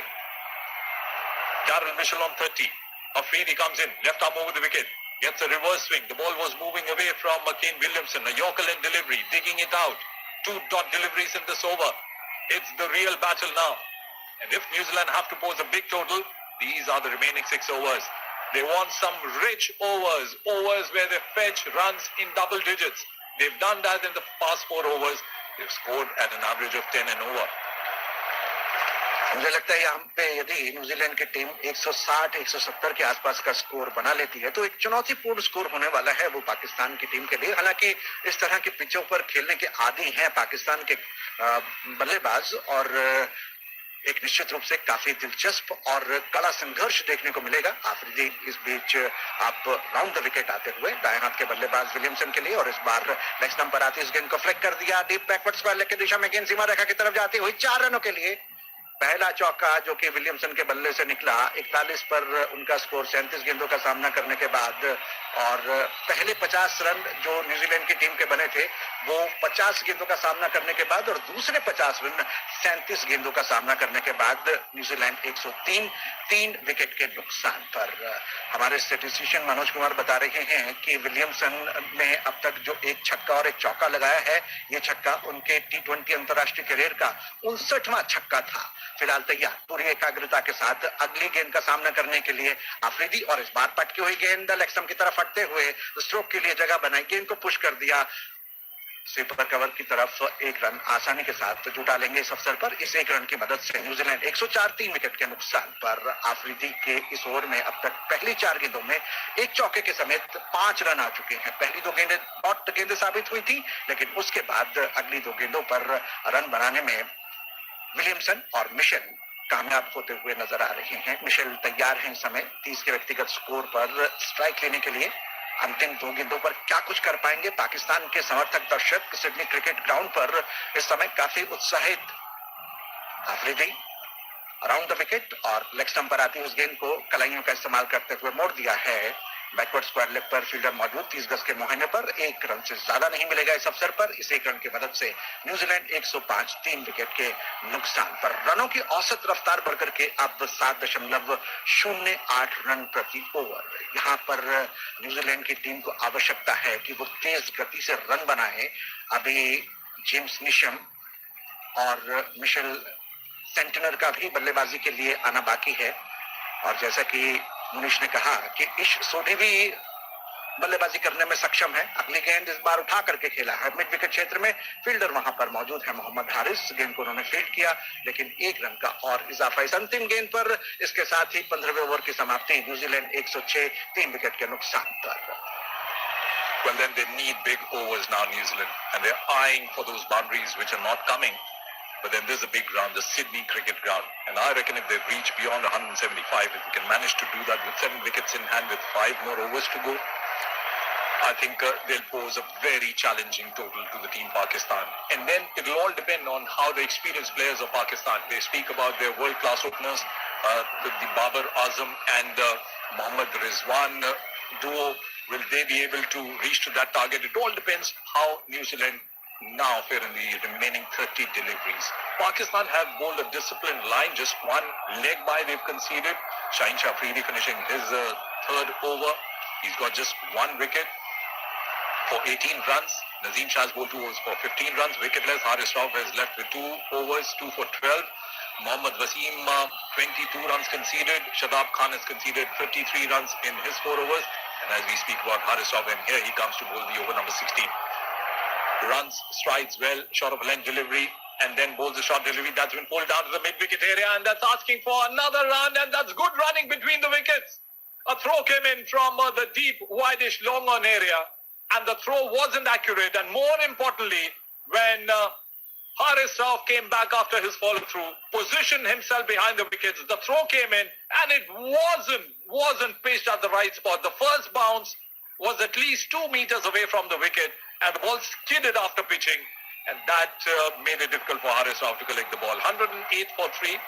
We look a very concerned face of Matthew Hayden, the mentor of the Pakistan cricket team. Haris Rauf comes in right among the wicket, short of a length delivery, a pacey delivery also. Onto the back foot was Williamson, picks up a single. 143 kilometer an hour delivery by Haris Rauf. Now he's a bowler. I haven't seen him bowling too many Yorkers. He comes in and bowls the slow ones. He doesn't believe in getting the reverse swing, but he's got that pace. He bowls the wicket line in the slog overs. New Zealand, of course, got 38 in the power play. In the first 6 overs, they were 38 for 2. From the 7th to 15th over, they got 68 runs. And here they are sitting at 109 for 3. Haris Rauf, can he pick up this wicket? Can he break this partnership as he comes in? And Daryl Mitchell hits the ball up in the air. That's an opportunity lost by Pakistan. They had the mid-off fielder in the form of the captain Babar Azam inside the 30-yard circle. And it was a shy taken by Daryl Mitchell. Didn't time the ball properly. But good for him, good for New Zealand, good for the New Zealand fans that the ball landed in a safe zone. It would have been a brilliant catch by Babar Azam. But then it's always difficult when you're running behind your back and you're chasing the ball, and was meters away where the ball landed. So close shy for New Zealand. But hang on, the score is 111 for 3. The Nelson on the board. What's going to happen now? Haris Rao comes in and bowls a Yorker line delivery. Well dug out. Low full toss. Hitting to the long on. Williams says run faster. He comes back for the second run. And New Zealand getting the 7th run of this over. They're on to 113 for 3. Williamson on to 46. Darrell Mission moves on to 35. It's all happening there in the middle. This is the 3rd over by Haris Rao being bowled. They need a wicket badly. Otherwise, New Zealand are on their way to pose a challenging total. Ball by ball coverage by All India Radio comes in to your radio sets, to your social media platforms. Short of a length delivery, played it uppishly towards the deep point area. They're coming back for the second once again. This is the 4th couple of this over by the duo Kane Williamson and Darrell Mitchell. The score now moves on to 115 for 3. It's getting interesting. Stay tuned to this live coverage.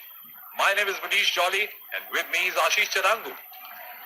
शानदार बल्लेबाजी का प्रदर्शन इस समय Michel और Williamson के द्वारा होता हुआ, और जिस अंदाज में बल्लेबाजी की जा रही है उससे कमोवेश ये प्रतीत होने लगा है कि कम से कम 160, 165 या 170 तक भी पहुंचा जा सकता है न्यूजीलैंड की टीम की पारी का। जहां तक सवाल है इस मुकाबले में, फिलहाल रनों की औसत रफ्तार 7.26 रन प्रति ओवर। अंतिम गेंद का आना बाकी है और इस बार ये गेंद पटकी हुई ऑफ स्टंप की तरफ शफल करते हुए इस गेंद को लेफ्ट शॉट के अंदाज में खेलना चाहते थे, लेकिन ठीक तरह से टाइमिंग नहीं कर पाए।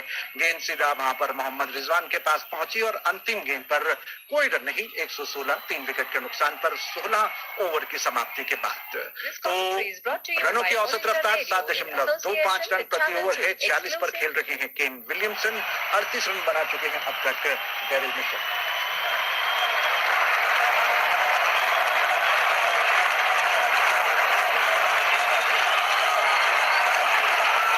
बाकी के बचे हुए 4 ओवर में क्या 165, 170 के आंकड़े को छू पाएगी न्यूजीलैंड की टीम? शहनशाह अफरीदी का 1 ओवर बाकी है, नसीम शाह के 2 ओवर बाकी हैं, हारिस राउफ का 1 ओवर बाकी है, मोहम्मद वसीम के 2 ओवर बाकी हैं और मोहम्मद नवाज के भी 2 ओवर बाकी हैं। तो किन गेंदबाजों का इस्तेमाल करेंगे बाबर आजम, यहाँ पर ये देखने वाली बात होगी। और अब तक जो बल्लेबाजी हुई है, जो साझेदारी हुई है चौथे विकेट के लिए, जतिन कुल मिलाकर कितने रनों की? 67 रनों की नाबाद साझेदारी अब तक हो चुकी है चौथे विकेट के लिए, जिसने न्यूजीलैंड की टीम को इस मुकाबले में पाकिस्तान के खिलाफ सेमीफाइनल मुकाबले में जो कि सिडनी क्रिकेट ग्राउंड पर खेला जा रहा है उसमें अब एक बेहतर स्थिति में ला करके खड़ा कर दिया है। पहली विकेट 4 पर गिरी थी, दूसरी 38 पर, तीसरी 49 पर, लेकिन उसके बाद से लगातार डैरेल मिशेल और कप्तान केन विलियमसन लगातार न्यूजीलैंड की पारी को आगे बढ़ाते हुए और फिलहाल उन्होंने स्कोर को पहुंचा दिया है 116, 3 विकेट के नुकसान पर। So this partnership between Williamson and Darrell Mitchell, they've scored at a run rate of 8.37 ever since they landed in the middle, and that's good news for New Zealand. Mohammad Wasim is getting ready to bowl the over number 17. 116, 3 wicket के नुकसान पर अफरीदी है दरअसल वहां पर, क्योंकि इस समय गेंदबाजी के मोर्चे पर हैं। पहली गेंद राउंड द विकेट और इस बार पैड पर जाकर टकराती हुई, लेकिन निश्चित तौर पे लेग स्टंप को छोड़ते हुए बाहर की तरफ निकल रही थी। अक्रॉस द लाइन खेलना चाहते थे, गेंद को फ्लिक करना चाहते थे डैरेल मिशेल, लेकिन गेंद और बल्ले के बीच में संपर्क नहीं हुआ और गेंद उनके पैड से टकराती हुई पॉइंट क्षेत्र में 30 गज के दायरे के अंदर फील्ड कर ली गई। लेग बाई के रूप में अतिरिक्त रन का इजाफा, कुल मिलाकर ये दूसरा अतिरिक्त रन जो कि अब तक न्यूजीलैंड के खाते में जुड़ा है, और ये दोनों ही अतिरिक्त रन लेग बाई के रूप में है। काफी अनुशासित गेंदबाजी, ना कोई वाइड ना कोई नो बॉल अब तक पाकिस्तान के गेंदबाजों के द्वारा इस मैच में की गई है, जिसकी वजह से उनके जो बॉलिंग कोच है शॉन टेट, वो निश्चित रूप से काफी खुश होंगे। अगली गेंद और इस बार पूरी तरह से अपने स्टंप को एक्सपोज कर दिया था केन विलियमसन ने, बिल्कुल ऑफ स्टंप से हट करके शफल करते हुए काफी अपने दाईं तरफ चले गए थे और विकेटों की तरफ बिल्कुल सीध में जाती हुई गेंद उनके स्टंप पर टकराई और इसके साथ ही चौथा विकेट गिरता हुआ इस समय कप्तान केन विलियमसन के रूप में अपनी उंगलियों को फेरा था इस बार गेंद के ऊपर और इस गेंद को खेलने के प्रयास में गेंद की रफ्तार से कहीं ना कहीं चकमा खा गए विलियमसन और गेंद सीधा जाकर उनके स्टंप पर टकराई और एक बेहतरीन पारी विलियमसन की इस समय समाप्त होती हुई 46 पर 42 गेंदों में उन्होंने 46 बनाए, एक चौके और एक छक्के की मदद से लगभग 109 का एक स्ट्राइक रेट। तो मुनीश, जब लग रहा था कि एक मजबूत साझेदारी यहाँ पर पनप रही है, बाकी के बचे हुए ओवर में संभवतः ये दोनों बल्लेबाज बल्लेबाजी करते हुए कहीं ना कहीं अपनी टीम को 165-170 के आसपास तक पहुंचाने की भी कुव्वत रखते हैं, लेकिन इस झटके के बाद एक बार फिर से न्यूजीलैंड की टीम फिलहाल इस मैच में कुछ हद तक बैकफुट पर जाती हुई नजर आ रही है। I think that was great planning by Shaheen Shah Afridi, because there was a word, there was a talk going on in the cricket circle that Kane Williamson does not have a good striking rate against the slow ones that are bowled to him, and that's exactly what Shaheen Shah Afridi did today. And he bowled a slower one, accurate one on the middle stump line. All that he did was he was waiting for Kane Williamson to make a mistake. He went across, wanted to play a scoop shot over the fine leg, but the ball didn't have the pace. I just wonder if he had connected the ball where the ball would have went. But then the New Zealand captain walks back to the dugout. When Jimmy Nisha walks out, there was a loud cheer at Sydney. He's a good striker of the ball. He's got a strike rate of 162 plus runs in T20 internationals. I'll tell you what, the New Zealand team wants that strike rate to happen today as well. Neesham इस तरह की परिस्थितियों से कई मर्तबा दो चार हो चुके हैं। 2019 के विश्व कप में भी आपको याद होगा इंग्लैंड के खिलाफ वो सुपर ओवर। फिलहाल अगली गेंद और इस बार इस गेंद को सीधे बल्ले से बैक टू द बॉलर खेला, कोई रन नहीं, 117, 4 विकेट के नुकसान पर 17वां ओवर इस समय प्रगति पर है। आफरीदी अब तक 2 विकेट चटका चुके हैं, एक सफलता मोहम्मद नवाज को मिली है और एक बल्लेबाज रनआउट के रूप में आउट होकर वापस पवेलियन लौटा है। तो कुल मिलाकर 2 गेंदबाज आज के मैच में ऐसे जिनको की सफलता मिली है, लेकिन यहाँ पर आफरीदी के इस ओवर में जिस तरह से विलियमसन का विकेट उन्होंने चटकाया वो काबिल तारीफ था। अगली गेंद फिर से फुल टॉस पर लेकर इस गेंद को इस बार निशम ने ड्राइव किया है और देखना है कि गेंद इससे पहले की फील्ड हो क्या वहां पर 2 रन दौड़कर पूरे कर लेंगे। जी हाँ, दौड़कर 2 रन उन्होंने पूरे कर लिए और इन 2 रनों के साथ उनका खाता खुलता हुआ 119, 4 विकेट के नुकसान पर स्कोर अब न्यूजीलैंड की टीम का। नए बल्लेबाज हैं निशम, कप्तान विलियमसन के आउट होने के बाद मैदान पर उतरे हैं और उनके कंधों पर न केवल अब अपने विकेट को भी सुरक्षित रखने की जिम्मेदारी है, साथ ही साथ जिम्मेदारी है कि वो मिशेल के साथ मिलकर के यहाँ पर रनों की गति में लगातार इजाफा करते चले जाएं। नॉन स्ट्राइकिंग एंड पर 38 रन बनाकर डेरिल मिशेल खेल रहे हैं 25 गेंदों का सामना करने के बाद। आफरीदी जो कि 2022 के एशिया कप के दौरान चोटे हुए थे, एक जबरदस्त वापसी की है उन्होंने इस विश्व कप में। अगली गेंद और इस बार इस गेंद को खेल दिया है, स्क्वायर लेग की दिशा में 1 रन दौड़कर पूरा कर लेंगे, बल्कि दूसरे रन के लिए भी पलट लेंगे इससे पहले कि थ्रो पहुंचे विकेट कीपर के दस्तानों की तरफ। इन 2 रनों के साथ न्यूजीलैंड अब 121, 4 विकेट के नुकसान पर। अंतिम गेंद का आना बाकी है।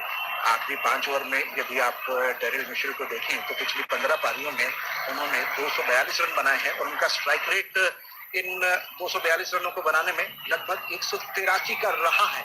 तो ये कहीं ना कहीं उनकी क्षमताओं को दर्शाता है कि वो इन परिस्थितियों में तेज गति से रन बनाने में पूरी तरह से सक्षम है। लेकिन फिलहाल स्ट्राइक पर हैं निशम के लिए ये गेंद ऑफ स्टंप पर, गेंद को खेला वहां पर ऑन साइड की तरफ, बल्ले के निचले हिस्से से लगती हुई गेंद पहुंची, दौड़कर 2 रन पूरे कर लेंगे इससे पहले कि मोहम्मद नसीम वहां पर गेंद को फील्ड कर सके। इन 2 रनों की मदद से स्कोर न्यूजीलैंड की टीम का 123, 4 विकेट के नुकसान पर। मात्र 18 अधिकृत गेंदें अब आनी बाकी हैं, यानी कि 3 ओवर शेष बचे हैं।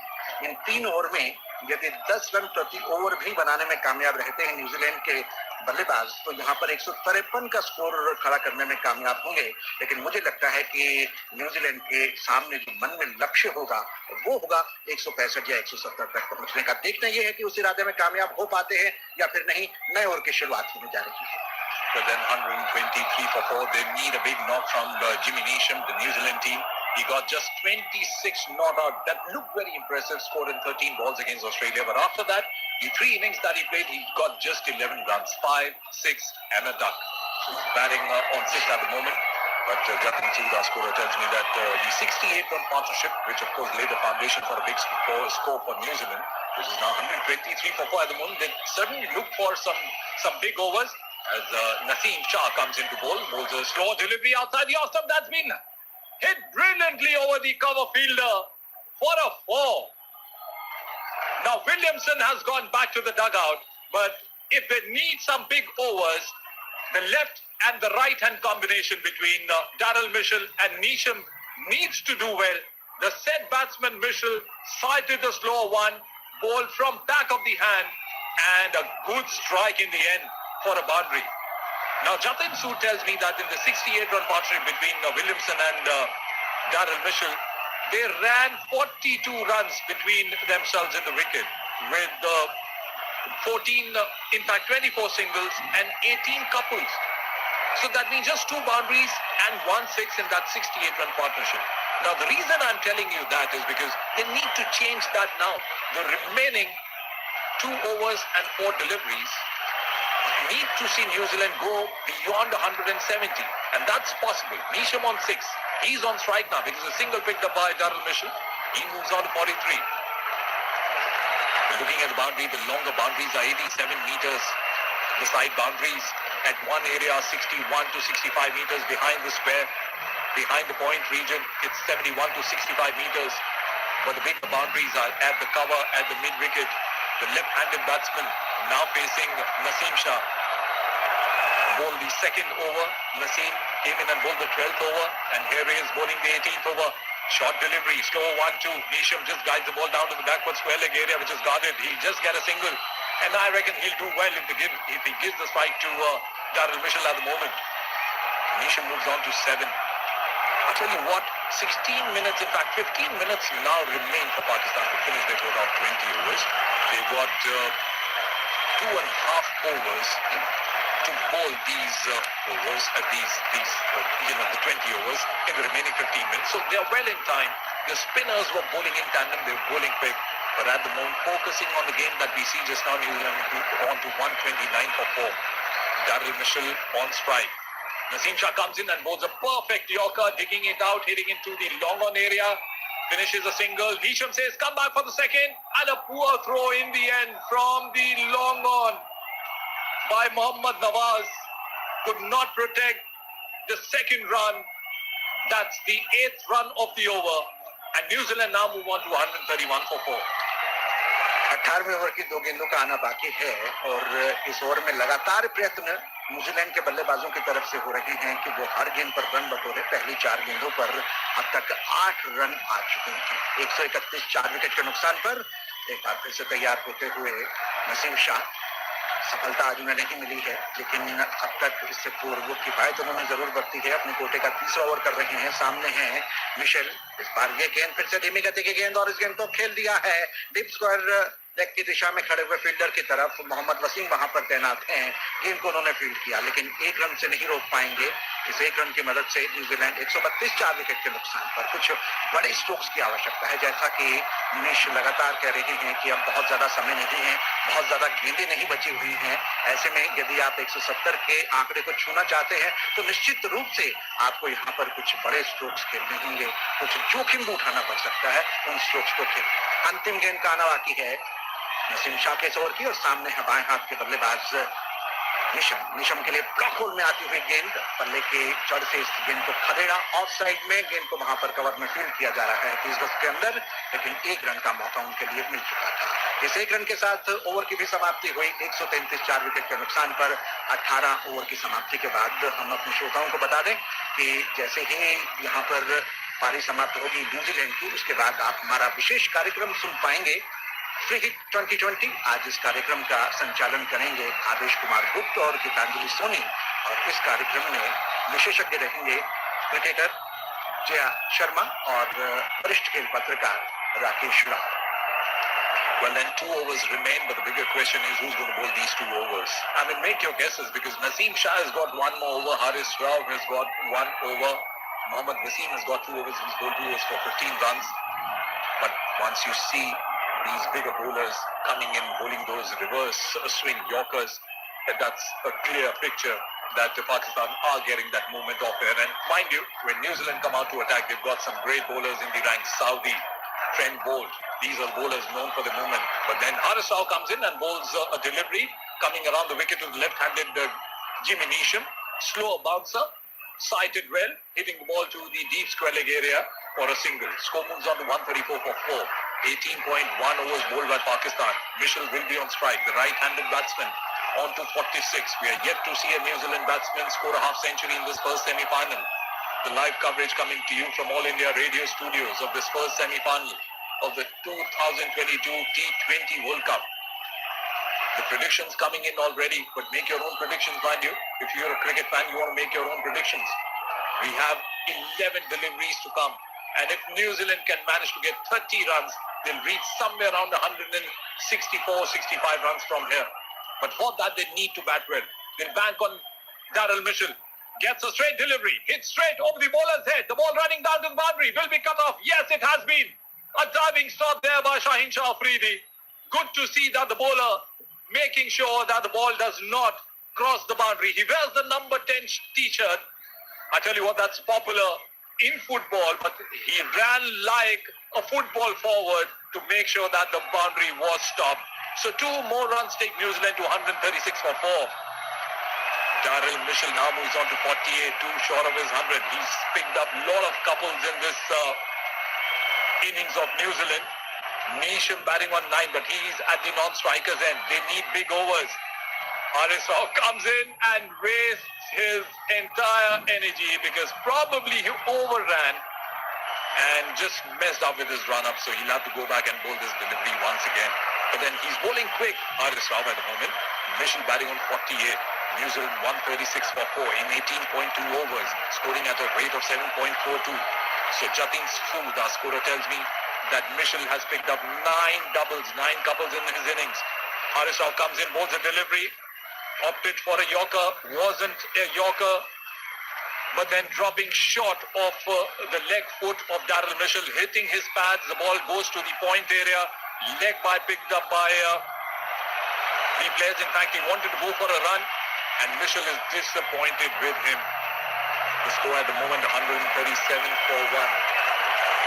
In fact, for 4, I was just looking, asking Jatin Sood whether there was a single given. Yes, third extra picked up by the New Zealand team. Leg by comes in. But that also brings in the left-handed Jimmy Neesham at the moment on strike.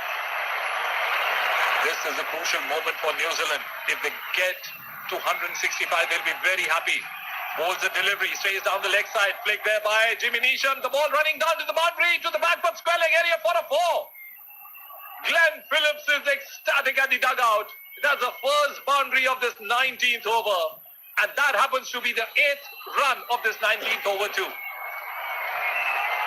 बढ़िया stroke और एक बार फिर से धीमी गति की गेंद थी और इस गेंद को वहां पर खेला, लेकिन गेंद ने बल्ले का भीतरी किनारा लिया और गेंद सीमा रेखा से बाहर चली गई।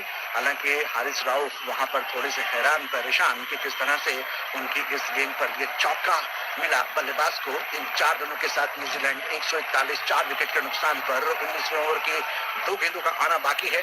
जेम्स नीशम एक बार फिर से सामने 13 के व्यक्तिगत स्कोर पर, इस बार बल्ले का मुंह खोलते हुए गेंद को दिशा देना चाहते थे, लेकिन गेंद ठीक तरह से बल्ले पर आई नहीं। टकराने के साथ ही गेंद पहुंची वहां पर मिड ऑफ की पोजीशन पे 30 गज के दायरे के अंदर। गेंद को फील्ड कर लिया गया एक आसान से रन के लिए। न्यूजीलैंड 142 4 विकेट के नुकसान पर अंतिम गेंद का आना बाकी है। नीशम 14 पर अपने अर्धशतक से 2 रन दूर हैं इस समय। डैरल मिशेल 21 गेंदों में 48 रनों की एक बेहतरीन पारी उन्होंने अब तक खेली है और इन 48 रनों में उन्होंने कुल मिलाकर 3 चौके और 1 छक्का लगाया है। एक बार फिर से तैयार हारिस राव। इस बार ये फुल टॉस क्या बीमर होगी, लेकिन गेंद को खेल दिया वहां पर स्क्वायर लेग की दिशा में। 1 रन दौड़कर पूरा किया। दूसरे रन के लिए भी बहुत तेजी के साथ पलट लिए इससे पहले कि नॉन स्ट्राइकिंग एंड की तरफ वहां पर थ्रो पहुंचे। और इसके साथ ही डेरिल मिशेल के ये 50 रन पूरे होते हुए और जहां तक T20 अंतरराष्ट्रीय मैचों का सवाल है, डेरिल मिशेल का ये तीसरा अर्धशतक। What a knock by Daryl Mitchell. 50 on the board, the first half century from New Zealand in this first semi-final. He got a 22 in the first game that he played. That was against Sri Lanka. Got a 3 in the next. And 31 not out against Ireland. And that good form continues. And New Zealand need that. So 50 on the board for Daryl Mitchell. 144 for 4 at the moment, New Zealand. Just one more over to come. And what can they extract? They've got the pace attack of Lockie Ferguson, Team Saudi, Trent Bolt agreed. But at the moment, it seems that Pakistan have kept things in control. Naseem Shah will come and bowl the last over. And that happens to be his last over of the spell as well. 25 runs conceded in 3 overs. Naseem Shah comes in right arm of the wicket. Neesham on strike. Yorker and delivery. Digs it out. Hits it towards the long on area. Picks up a single. Mitchell says, come back for the second, mate. And they complete 2 runs. 146 now the score reaches. Daryl Mitchell, of course, 50 of 32 deliveries. Just 6 dot balls he's played. 12 singles, 10 doubles, 3 boundaries and a 6. Raising his bat to the dugout after he scored that 50. He's been magnificent. I tell you what, it's not a perfect batting track. There's a lot of juice for the fast bowlers and the spinners too. Neesham on strike. Naseem Shah comes in, digs the ball. It's a slower bouncer going over his head. He dug down too. And they picked up a single. That's good calling by Daryl Mitchell, who was at the non-striker's end. Bye is given by the umpire, Richard Illingworth. So no extra deliveries. That's good bowling. That's really good bowling by Naseem Shah. And this is where they've worked well. And I think that the full marks go to Saklin Mushtaq, the coach of the Pakistan team, and also to the mentor Matthew Haddon, who knows about the wicket at Sydney. Maybe they've planned that they're going to bowl a lot of slow ones in the Sydney cricket ground. Same venue where New Zealand reached to 200 against Australia. They are now struggling to cross the 150-run mark. 19.2 overs gone. 147 for 4. Daryl Mitchell on strike. Slower one. He hits it big. That's gone up in the air, but then falling short of the mid-wicket fielder. And to top it all, they've just picked up 1 run. So good bowling by Pakistan. Nicely fielded there by Mohammad Nawaz in deep mid-wicket. It's good going for them up till now. लगातार धीमी गति की गेंदें कर रहे हैं वहां पर नसीम शाह, और इस अवसर पर भी 110 किलोमीटर की रफ्तार की एक गेंद थी। गेंद को खेल देना चाहते थे, एक लंबा शॉट लगा देना चाहते थे मिड विकेट क्षेत्र में, लेकिन वहां पर गेंद को ठीक तरह से टाइम नहीं कर पाए। गेंद काफी देर तक हवा में थी, लेकिन क्षेत्र रक्षक की पहुंच से काफी दूर। अगली गेंद फिर से इस बार धीमी गति की गेंद पैड पर जाकर टकराते हुए, लेकिन लेग बाय के रूप में वहां पर 1 रन जरूर जुटा लेंगे इससे पहले कि गेंद को वहां फील्ड किया जा सके। शॉट थर्ड मैन पर, जो कि 30 गज के दायरे के अंदर है। बाबर आजम के लिए अवसर है कि क्या वो डीआरएस वहां पर लेंगे या फिर नहीं। अभी तक जो उनके शारीरिक हाव भाव है उससे लग नहीं रहा कि वो यहाँ पर डीआरएस के लिए जाने वाले हैं। नसीम शाह की ये गेंद लेग स्टंप को छोड़ती हुई निश्चित रूप से बाहर की तरफ जा रही थी, जिसकी वजह से कोई बहुत ज्यादा विश्वास नहीं था इस appeal.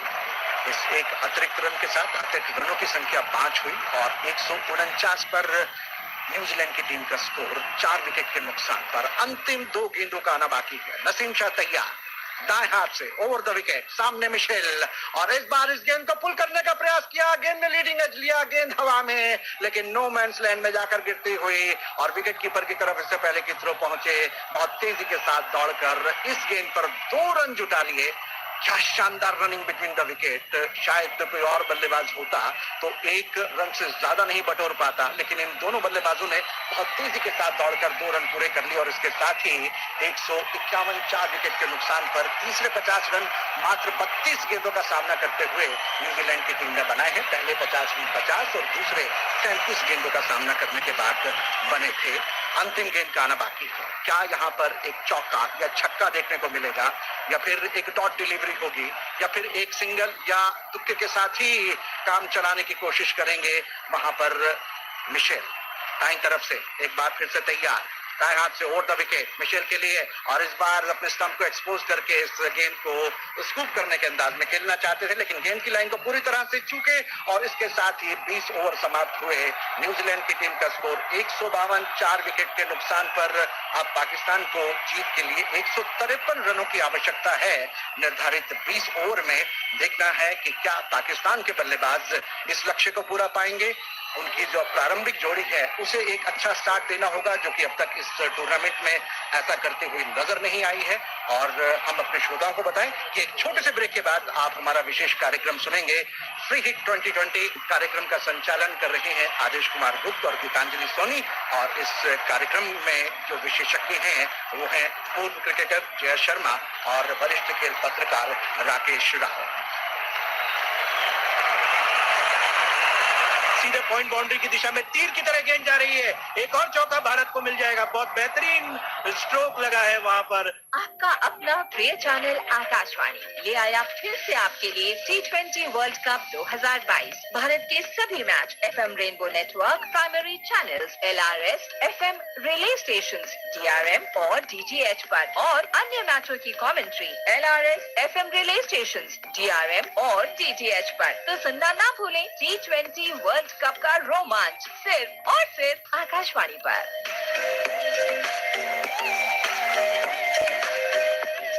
This commentary is brought to you by All India Radio in association with Channel 2, exclusive audio global right holders. Free Hit 2020. Welcome back. This is Free Hit 2020. Well, New Zealand's choice of batting first would bring how many free hits for the Pakistan team? We'll just get to know in a while. But the score which we had right now, I don't know how competitive it is. Our experts would tell. I'm Gitanjali Soni with Adesh Gupta. जी हाँ, और हमारे साथ हैं हमारे दो बहुत ही खास मेहमान एक्सपर्ट के तौर पर पूर्व अंतर्राष्ट्रीय महिला क्रिकेटर जय शर्मा और वरिष्ठ खेल पत्रकार राकेश राव। स्वागत है आपका। किसी का भी प्रेडिक्शन सही नहीं निकला। 160, 170, 190, 200 क्या हुआ आखिरकार? जी राकेश। देखिए, सबसे पहले तो ये कि विकेट जिस अंदाज में खेलना चाहिए था या जो हम लोग सोच रहे थे वैसा तो खेला नहीं है। थोड़ा स्टिकी विकेट था, बॉल उतना बैट पे आया भी नहीं। लेकिन जिस अंदाज से पाकिस्तानी फास्ट बॉलर्स ने इस पे गेंदबाजी की है, कमाल की। खासकर अप फ्रंट अफरीदी की गेंदबाजी उन्होंने रोका, और क्योंकि जो 2 विकेट जो पहले 6 ओवर में गए, उसके बाद से केन विलियमसन अपना जो उन्होंने लास्ट मैच में दिखाया था कि मैं खुल के खेल सकता हूँ, वो वापस अपने उसी अंदाज में चले गए कि मैं एक एंड पकड़ के खेलूंगा। दूसरे एंड से थोड़ी बहुत फास्ट स्कोरिंग हुई, लेकिन जब आप पूरे मैच में जब आप इतने इतने रुक के खेल रहे हैं, थोड़े कॉन्शियस होके खेल रहे हैं, आप विकेट भी आप रोक के खेल रहे हैं, तो ये मेरे ख्याल से इट्स अ सब पार्ट टोटल। और जया, जैसे मैंने शुरुआत में अपने पहले शो में कहा था कि वो चोकर वर्ड अच्छा तो नहीं लगा था, लेकिन इसी कारणवश कहा था हमने क्योंकि सारी चीजें देखा जाए तो न्यूजीलैंड के पास थी, बैलेंस टीम है, अच्छे से वेल रेड टीम है, अच्छे से गेम को स्टडी भी करती है, लेकिन फिर लैंग्वेज काफी ज्यादा उनका इनिशियली शेकी लगा। Pakistan look very very strong in the field. Yes, Pakistan definitely. यहाँ पे एक क्रेडिट मैं पाकिस्तान को देना चाहूंगी rather than New Zealand, because Pakistan were confident and जिस तरीके से उन्होंने वहाँ पे रनों को लगाई है। बट यहाँ पे बोलना पड़ेगा कि केन विलियमसन की जो पारी थी जी, वो थोड़ा सा मुझे निराश करके गई, क्योंकि अगर वो नंबर 3 की पोजीशन बहुत इंपॉर्टेंट पोजीशन होती है, ओपनर्स ने आपके रन नहीं किए, तो आपको अपना कप्तान का लीड फ्रॉम द फ्रंट करना चाहिए था, बट वो कर नहीं पाए। केन विलियमसन ने अच्छी बल्लेबाजी की, हालांकि उन्होंने 40 रन बनाए हैं और मिचेल ने शानदार अर्धशतक जमाया, 53 रन बनाए। आपको लगता है राकेश, अगर मिचेल कुछ इस तरह की पारी ना खेलते तो पाकिस्तान का काम और आसान होता? इसको आप जो है ना 2 ढंग से देख सकते हैं। मिचेल काफी टाइम के बाद उनको ये मौका मिल रहा है, 1 साल के बाद वो नेशनल टीम में वापस आए, और उनका अंदाज ही ये है खेलने का। वैसे विलियमसन अपने टाइप से खेले जरूर, मगर थोड़ा एग्रेसिव होना भी चाहिए था, लेकिन जैसे एग्रेसिव होने की कोशिश की उन्होंने आउट हो गए। लेकिन वो जो 68 रन की जो इन दोनों में जो स्टैंड था, मतलब इन दोनों के बीच की जो पार्टनरशिप थी, उसमें अगर आप देखें कि वो उसकी जो वो जिस रफ्तार से आई है वो तो ठीक है, लेकिन ओवरऑल जो एक फ्लरिश चाहिए था आपको, वो थोड़ा सा लैक किया, क्योंकि 15 ओवर में आपके थे 106। उसमें आपने उसके बाद जो आपके जो रन बने हैं वो 50 रन नहीं बने हैं उसके बाद, जो कि 10 रन के एवरेज से कम बनना चाहिए।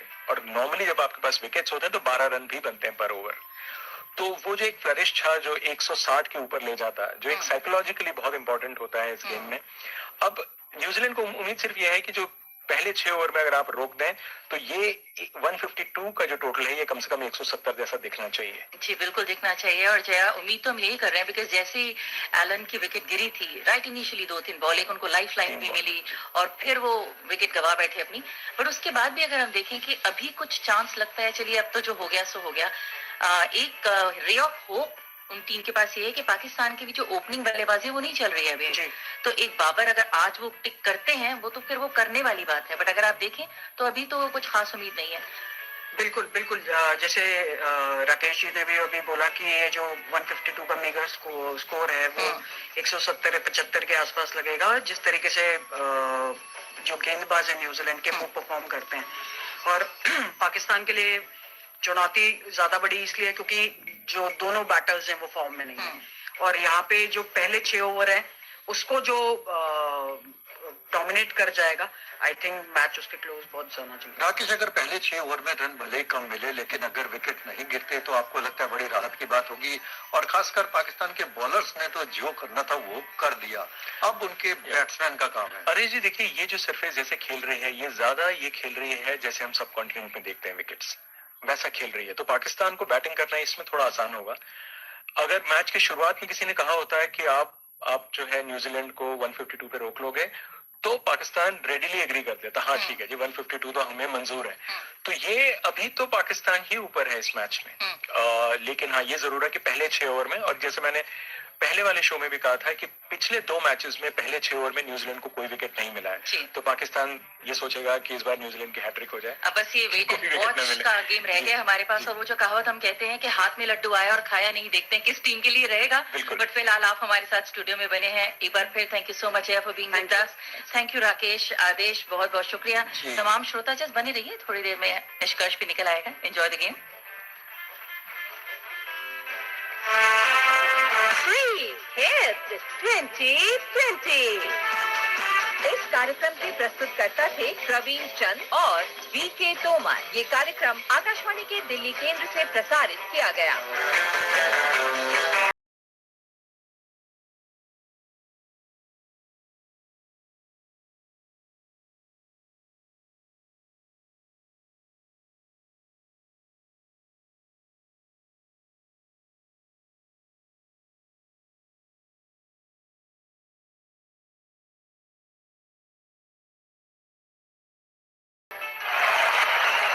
सीधे पॉइंट बाउंड्री की दिशा में तीर की तरह गेंद जा रही है। एक और चौका भारत को मिल जाएगा। बहुत बेहतरीन स्ट्रोक लगा है वहां पर। आपका अपना प्रिय चैनल आकाशवाणी ले आया फिर से आपके लिए T20 वर्ल्ड कप 2022। भारत के सभी match FM rainbow network, primary channels, LRS, FM relay stations, DRM और DTH पर, और अन्य मैचों की commentary LRS, FM relay stations, DRM और DTH पर। तो सुनना ना भूलें T20 वर्ल्ड कप का रोमांच सिर्फ और सिर्फ आकाशवाणी पर।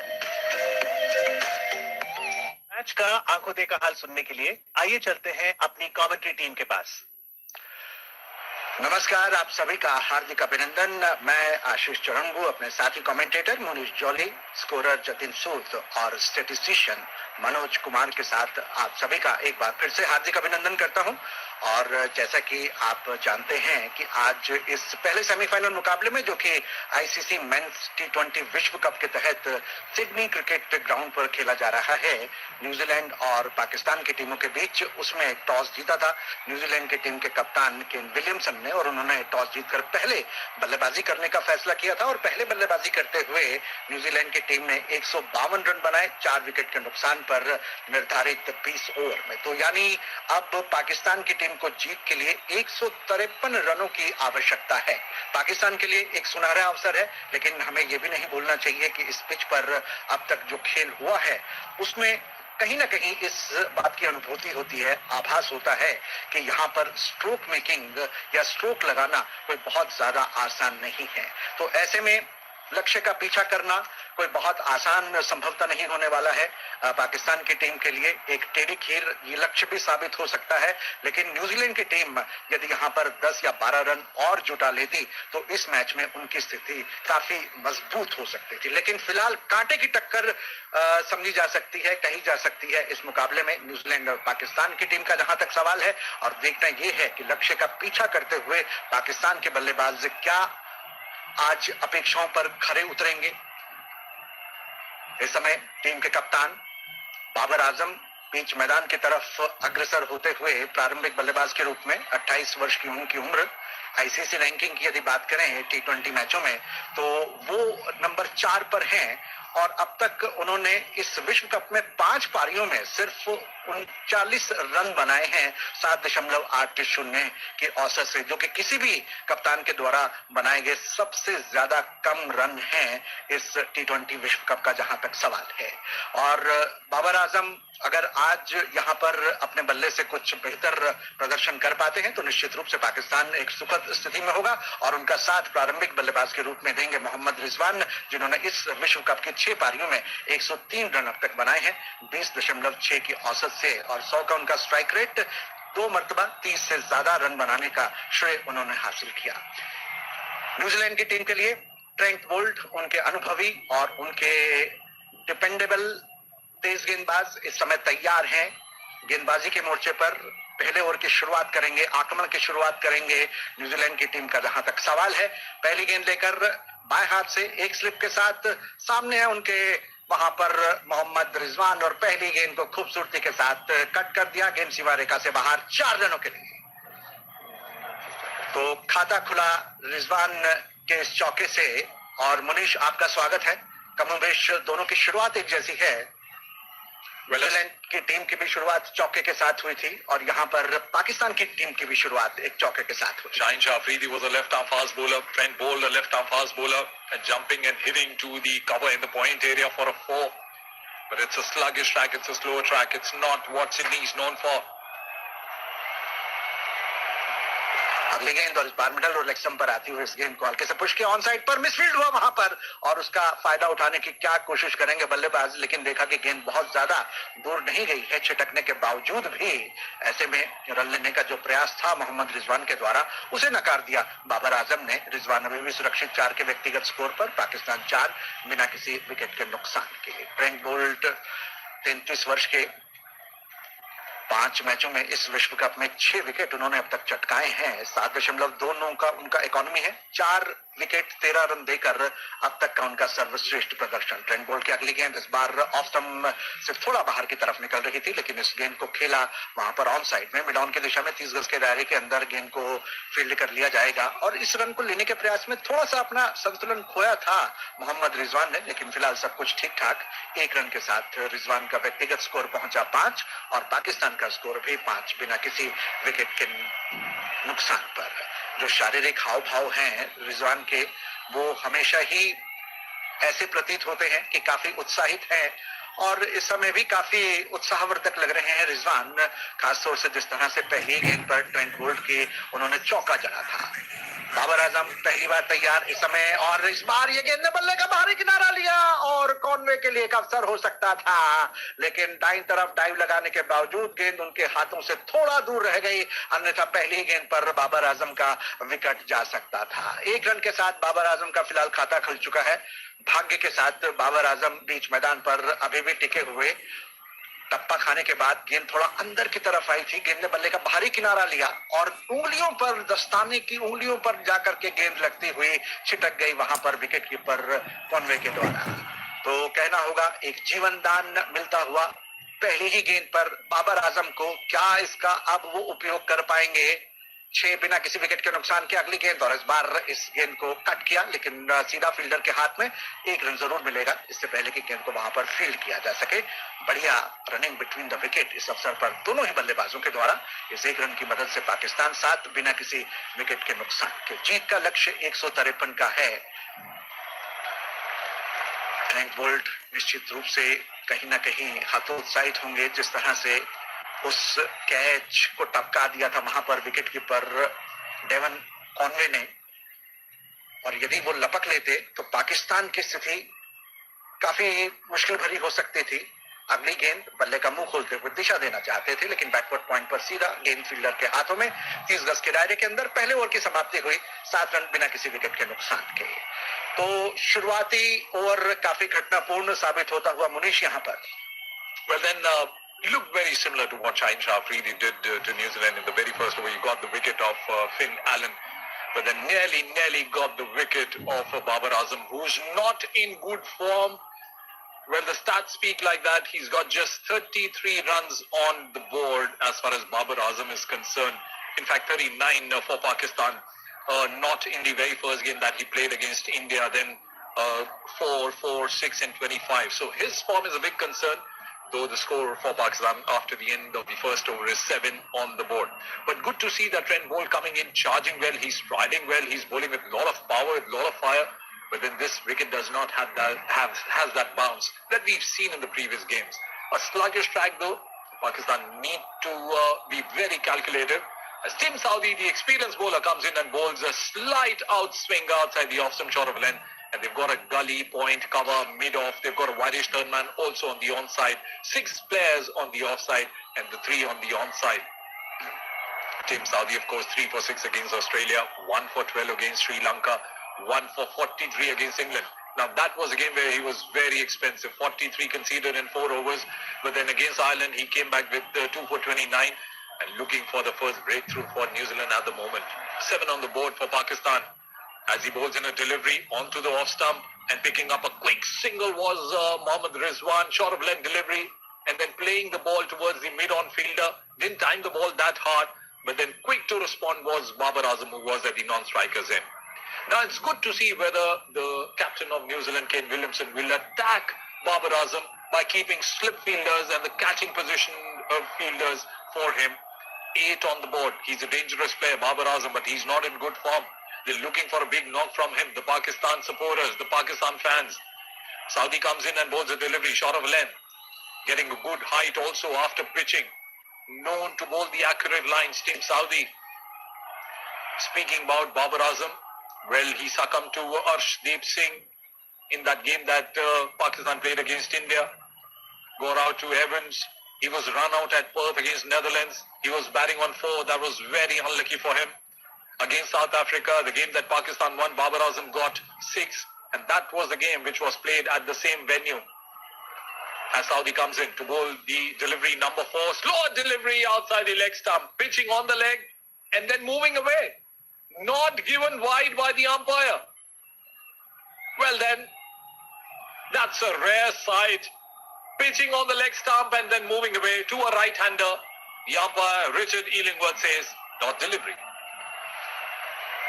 लेग स्टंप से बाहर की तरफ निकली थी और ये एक बहुत ही विचित्र सी बात है कि वहां पर रिचर्ड इलिंगवर्थ ने इस गेंद को वाइड करार नहीं दिया। फिलहाल पाकिस्तान 8 बिना किसी विकेट के नुकसान के। ट्रेंट बोल्ट एक बल्कि टिम साउदी वहां पर हैं एक बार फिर से तैयार होते हुए। टिम साउदी के बारे में यदि बात करें मुनीश, तो ये वो गेंदबाज हैं जो कि पावर प्ले में सबसे ज्यादा विकेट झटकने में कामयाब रहे हैं। But then looking for that wicket, just 1 run in this over. He's bowled a tidy line and he's spotted Rizwan come out of the wicket and he's having a word with Babar Azam. Now they need a good partnership. We need to remind our listeners that this is not a flat track. It's a sluggish track. The ball is slowing down a bit. We've seen the fast bowlers of Pakistan bowling a number of slow ones. And when we speak about that, you need to be a good runner between the wickets if you're not getting those half volleys. So New Zealand have created a record. We'll speak about that as we see the last delivery coming from Tim Saudi. A slower delivery that's been picked by Babar Azam towards the wideish mid-on fielder. He runs to his right. That's Lockie Ferguson diving and stopping the ball, making sure that the ball does not run down to the boundary. Just a single conceded there. With that single, Pakistan move on to 9 after the end of the second over. They need to score 153 to win this game. But speaking about that record that New Zealand have created in this T20 World Cup, while they were batting, they picked up 21 doubles.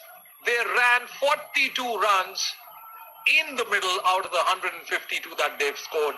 And those 42 runs were all double runs. And that's a record in this T20 World Cup. 21 doubles, as told to us by our scorer Jatin Sood. कमोवेश उसी तरह का प्रदर्शन पाकिस्तान के बल्लेबाजों को भी करना होगा, सिंगल्स को डबल्स में तब्दील करना होगा। नए ओवर की शुरुआत, पहली गेंद, और इस बार इस गेंद को खेला गेंदबाज की दिशा में, रन लेने का प्रयास, लेकिन वहां पर बहुत तेजी के साथ गेंद पर झपटने के साथ ही रन की तमाम संभावनाओं को समाप्त कर दिया गया था। ट्रेंट बोल्ट अपने कोटे का दूसरा ओवर कर रहे हैं और इस बार हाँ और ना, और लेकिन अच्छा वहां पर बैकअप मिड ऑन और मिड ऑफ के फील्डर्स के द्वारा। रनों की संख्या में कोई वृद्धि नहीं, पाकिस्तान अभी भी 9 बिना किसी विकेट के नुकसान के। तीसरा ओवर इस समय प्रगति पर, ओवर द विकेट और बैकफुट पे जाकर इस बार गेंद को खूबसूरती के साथ कट कर दिया, गेंद सीमा रेखा से बाहर, 4 रनों के लिए बाबर आजम के द्वारा ये चौका, और इस चौके की मदद से उनका स्कोर 6-8 गेंदों का सामना करने के बाद। और मुझे लगता है कि जो दर्शक दीर्घा में प्ले कार्ड लेकर कहीं ना कहीं दर्शक उनका मन बनाने की कोशिश कर रहे हैं, मनोबल बढ़ाने की कोशिश कर रहे हैं, उसमें लिखा हुआ है कि class is permanent, form is temporary, तो कहीं ना कहीं उन्हें याद दिला रहे हैं कि आप एक उच्च स्तरीय, विश्व स्तरीय बल्लेबाज हैं, आप लौटिए अपनी फॉर्म में। और इस चौके के साथ कहीं ना कहीं बाबर आजम ने दिखाया कि जीवन दान जो उन्हें पहली गेंद पर मिला था उसका वो भरपूर फायदा उठाने वाले हैं। ट्रेंट बोल्ट की अगली गेंद फिर से, और इस बार इस गेंद को बल्ले का मुंह खोलते हुए दिशा दी, लेकिन दौड़कर 1 रन पूरा कर लेंगे इससे पहले कि पॉइंट का खिलाड़ी बाईं तरफ जाकर गेंद को फील्ड कर पाता, थ्रो कर पाता। इस 1 रन के साथ स्कोर बढ़कर के 14 बिना किसी विकेट के नुकसान के। इसी तरह के रनों की आवश्यकता है गैप्स में खेल के। शुरुआत में ही यदि आप सिंगल्स इस तरह से चुराने का प्रयास करते हैं तो दबाव कहीं ना कहीं क्षेत्र रक्षण कर रही टीम पर यकीनी तौर पर पड़ता है। Well, then there were a lot of talks going on whether to drop Babar Azam. There were people who were saying drop Mohammad Rizwan, and that was all in the social media. So people who understand cricket, they know that there are 2 classy batsmen in the middle, both batting on 7 at the moment. अगली गेंद धीमी गति की गेंद, इस बार leg stump पर, और कलाइयों का इस्तेमाल करते हुए गेंद को मोड़ दिया फाइन लेग की दिशा में, गेंद सीमा रेखा से बाहर, 4 रनों के लिए। रिजवान के बल्ले से निकलता हुआ एक और चौका, और इस चौके की मदद से पाकिस्तान की टीम का स्कोर बढ़कर अब 18 बिना किसी विकेट के नुकसान के, जबकि इस समय तीसरा ओवर प्रगति पर है और 2 गेंदों का आना बाकी है। और जिस तरह से शुरुआत हुई है पाकिस्तान की पारी की, उसने यकीनी तौर पर पूरी तरह से इस समय उत्साहित कर दिया है दर्शक दीर्घाओं में बैठे हुए पाकिस्तानी समर्थक दर्शकों को सिडनी क्रिकेट ग्राउंड पर। रिजवान के लिए जो 2 फील्डर्स हैं, फील्ड पेसिंग में वहां पर परिवर्तन किया जा रहा है। डीप पॉइंट का खिलाड़ी अब 30 गज के दायरे में, एक फाइन लेग और एक स्क्वायर लेग बिल्कुल सीमा रेखा के नजदीक। अगली गेंद, और इस बार फिर से गैप को तलाशने में कामयाबी हासिल करते हुए रिजवान 1 रन दौड़कर पूरा कर लेंगे, दूसरे रन के लिए भी पलट लेंगे इससे पहले कि कवर का फील्डर गेंद तक पहुंचे और गेंद को फील्ड कर सके। और इन 2 रनों के साथ पाकिस्तान 20 बिना किसी विकेट के नुकसान के। जिस इरादे के साथ रिजवान बल्लेबाजी कर रहे हैं और जो हाव भाव है उनके शारीरिक, वो कहीं ना कहीं इस बात को जतलाता है कि वो इस बात के साथ, इस इरादे के साथ मैदान पर उतरे हैं कि उन्हें इस मुकाबले को न्यूजीलैंड से जीतना है। एक अच्छी शुरुआत फिलहाल अब तक अपनी टीम को देने में कामयाब रहे हैं। 11 रन इस ओवर में आते हुए, पहली गेंद डॉट बॉल थी, लेकिन उसके बाद चौका, सिंगल, चौका और 2 रन, ये है अब तक की कहानी ट्रेंट बोल्ट के इस ओवर की जहां तक सवाल है। रिजवान 13 के अपने व्यक्तिगत स्कोर पर फिर से तैयार। फील्ड पेसिंग में थोड़ा सा और परिवर्तन किया जाता हुआ, फाइन लेग के खिलाड़ी को थोड़ा सा वाइड किया, और इस बार ऑप्शन के बाहर किए गेंद, फिर से वेट, तो फिर से कट कर दिया गेंद को, गेंद सीमा रेखा से बाहर, 4 रनों के लिए। बढ़िया ओवर समाप्त होता हुआ पाकिस्तान के दृष्टिकोण से, और इस ओवर में कुल मिलाकर 15 रन आते हुए ट्रेंट बोल्ट के, जिसकी बदौलत पाकिस्तान की टीम फिलहाल 3 ओवर की समाप्ति के बाद 8 रन प्रति ओवर के हिसाब से 24 पर पहुंच गई है। और मुनिश कहना होगा कि एक स्वप्निल शुरुआत पाकिस्तान की टीम के लिए, जहां तक पाकिस्तान की टीम का सवाल है, वो चाह भी रहे थे कि कुछ इस तरह की शुरुआत हो। ट्रेंट बोल्ट के पहले ही ओवर में हालांकि एक जीवन दान मिल गया था बाबर आजम को, लेकिन उसके बाद से लगातार दोनों बल्लेबाज फिलहाल तेज गति से रन बनाने की कवायद में जुटे हुए नजर आ रहे हैं। So not much of a difference as far as the progression is concerned. After 3 overs, New Zealand were 19 for 1, Pakistan are 24 without loss. So I won't say there's much of a difference. But at the moment, Trent Boult is not bowling the kind of line Kane Williamson, the captain, would want him to bowl. Babar Azam on 7. Mohammad Rizwan is batting on 17 of 9 deliveries. Both of them have hit 4 boundaries in the first 3 overs that Pakistan has played. They need 129 runs more of 102 deliveries. But we've seen Mitchell Santner, the left-arm spinner, coming in and bowling in the power plays. Will he come and bowl the next over? No, but then there's a bowling change from where Team Saudi was bowling. Lockie Ferguson comes in, strides hard, bowls the delivery. That's a half volley that's been hit straight by Babar Azam for a 4. That's the boundary number 5 for Pakistan. Second from their captain's willow. Rizwan on 17. But guess what? Babar Azam, whose form was a big concern, has now moved on to double figures. All that he mustered in this T20 World Cup was 39 runs. And now picking up a single, placing the ball towards the short third man area, and then coming back for the second run also. That's good calling by Babar Azam because it was his call. It was a slower delivery. Then he guided the ball towards the third man area, picked up a single, ran towards the non-striker's end, and he was the one who had to make a call and come back. So good call by the captain. Rizwan was just striding towards the batting area, but the moment he saw Babar Azam calling for him, he ran towards the non-strikers, and that's good running between the wickets. यकीनी तौर पे इसी तरह की running between the wicket की आवश्यकता है और कप्तान बाबर आजम से बेहतर और कौन जान सकता है, क्योंकि उन्हें पता है कि इस विकेट पर लक्ष्य का पीछा करना आसान नहीं है, स्ट्रोक खेलना आसान नहीं है। ऐसे में सिंगल्स को डबल्स में कन्वर्ट करना ही एकमात्र सफलता की कुंजी है। अगली गेंद और बल्ले का मुंह खोलते हुए इस बार गेंद को दिशा दे दी। बाबर ने थर्ड मैन पर गेंद फील्ड हो रही है, लेकिन 1 रन के लिए छोर बदल लेंगे बल्लेबाज। इस 1 रन की मदद से पाकिस्तान 31 बिना किसी विकेट के नुकसान के।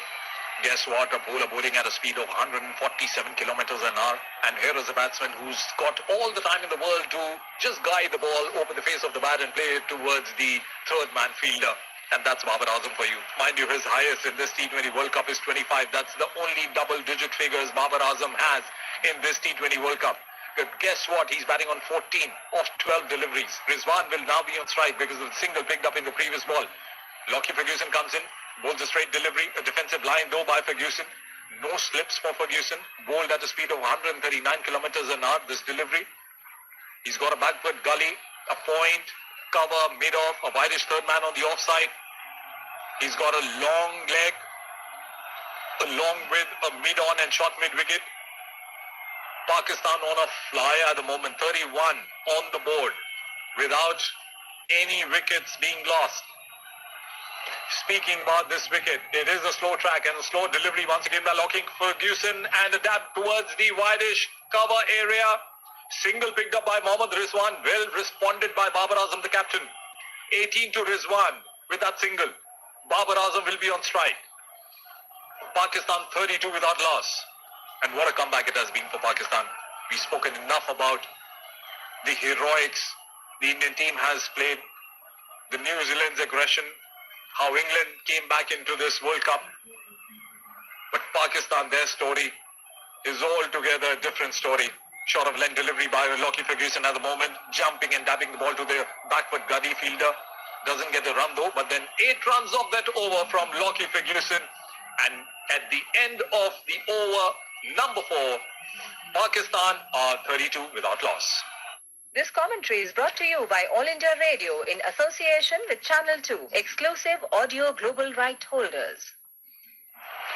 हमारे स्टैटिस्टिशियन बता रहे हैं कि रिजवान न्यूजीलैंड के विरुद्ध अपना 9वां टी20 अंतर्राष्ट्रीय मुकाबला खेल रहे हैं और अब तक 29 की औसत से 237 रन वो न्यूजीलैंड के खिलाफ बना चुके हैं। आज निश्चित रूप से कप्तान बाबर आजम के साथ मिलकर एक बड़ी पारी खेलने की उनकी कोशिश रहेगी। शुरुआत अब तक उनकी अच्छी रही है। मोहम्मद रिजवान ने अब तक 18 रन बनाए हैं 11 गेंदों का सामना करते हुए 3 चौकों की मदद से, और 163 के आसपास का उनका स्ट्राइक रेट है। बाबर आजम 107 के स्ट्राइक रेट से अब तक 14 रन 13 गेंदों का सामना करते हुए बना चुके हैं। पाकिस्तान को जीत के लिए 96 गेंदों में 121 रनों की अब आवश्यकता है। क्या पाकिस्तान ये कर पाएगा? 1992 के विश्व कप में भी पाकिस्तान गिरता पड़ता सेमीफाइनल तक पहुंचा था और अंततः उस विश्व कप को जीतने में कामयाब होगा। क्या उसकी पुनरावृत्ति होगी?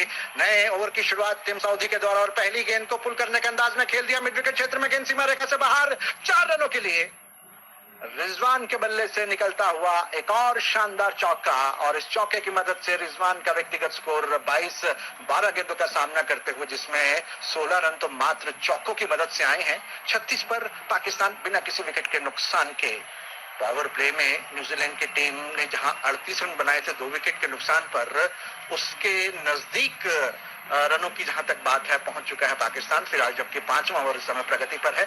अगली गेंद और फिर से मिड विकेट क्षेत्र में उसी किस्म का शॉट, उसी किस्म की गेंद और उसी किस्म का परिणाम। 4 और रन। टीम सऊदी के इस ओवर में लगातार पहली 2 गेंदों पर 2 चौके लगाए जाते हुए और पाकिस्तान की पारी का ये कुल मिलाकर 7वां चौका अब तक 40 पर पहुंचा। इस चौके की मदद से स्कोर अब पाकिस्तान का एक अच्छी शुरुआत निश्चित रूप से 153 रनों के लक्ष्य का पीछा करते हुए पाकिस्तान इस सेमीफाइनल मुकाबले में न्यूजीलैंड के खिलाफ बेहतर स्थिति में नजर आ रही है। रिजवान पूरे आत्मविश्वास के साथ बल्लेबाजी कर रहे हैं।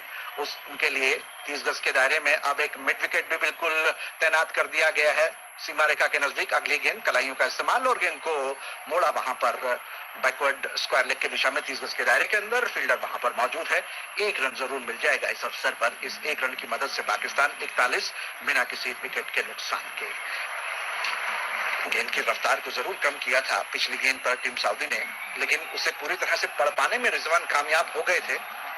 और रिजवान जानते हैं कि इन परिस्थितियों में किस तरह से बल्लेबाजी की जाती है। इस तरह की पिचों पर पाकिस्तान को खेलने का ज्यादा तजुर्बा है। और क्या बाबर आजम भी आज सही वक्त पर फॉर्म पे लौटेंगे? अगली गेंद लेग स्टंप से बाहर की तरफ और इस बार अंपायर मराइस इरास्मस के द्वारा ये इशारा की गेंद वाइड है। पहला अतिरिक्त रन पाकिस्तान के लिए उपहार के स्वरूप इस समय टीम सऊदी के द्वारा दिया जाता हुआ।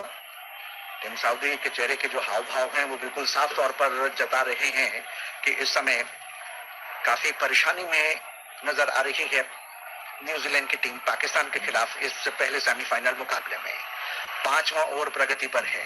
दाईं हाथ से एक बार फिर से क्रीज के कोने से इस बार ये गेंद और गेंद को दिशा देने की कोशिश वहां पर, लेकिन शॉर्ट थर्ड मैन 30 गज के दायरे के अंदर इश सोडी के रूप में गेंद को उन्होंने फील्ड किया।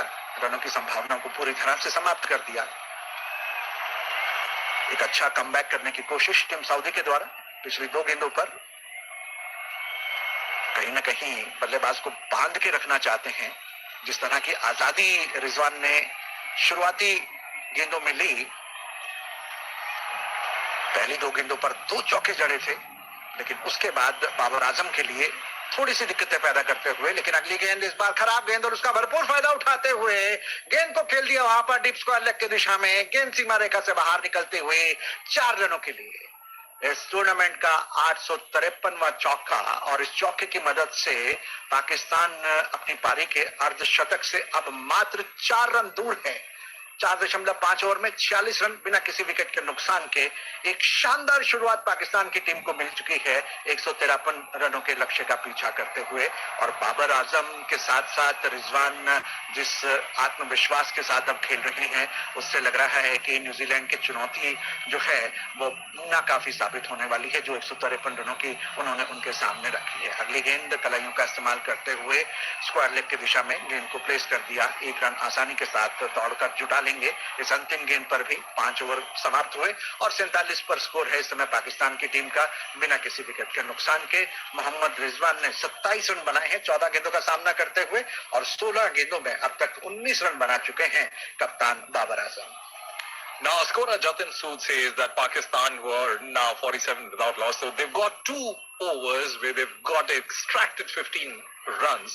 And that was the over number 3 and over number 5. It just got finished. 47 on the board. So 30 runs they've got in 2 overs and the rest 17 in the remaining 3 overs. So cricket is full of stats.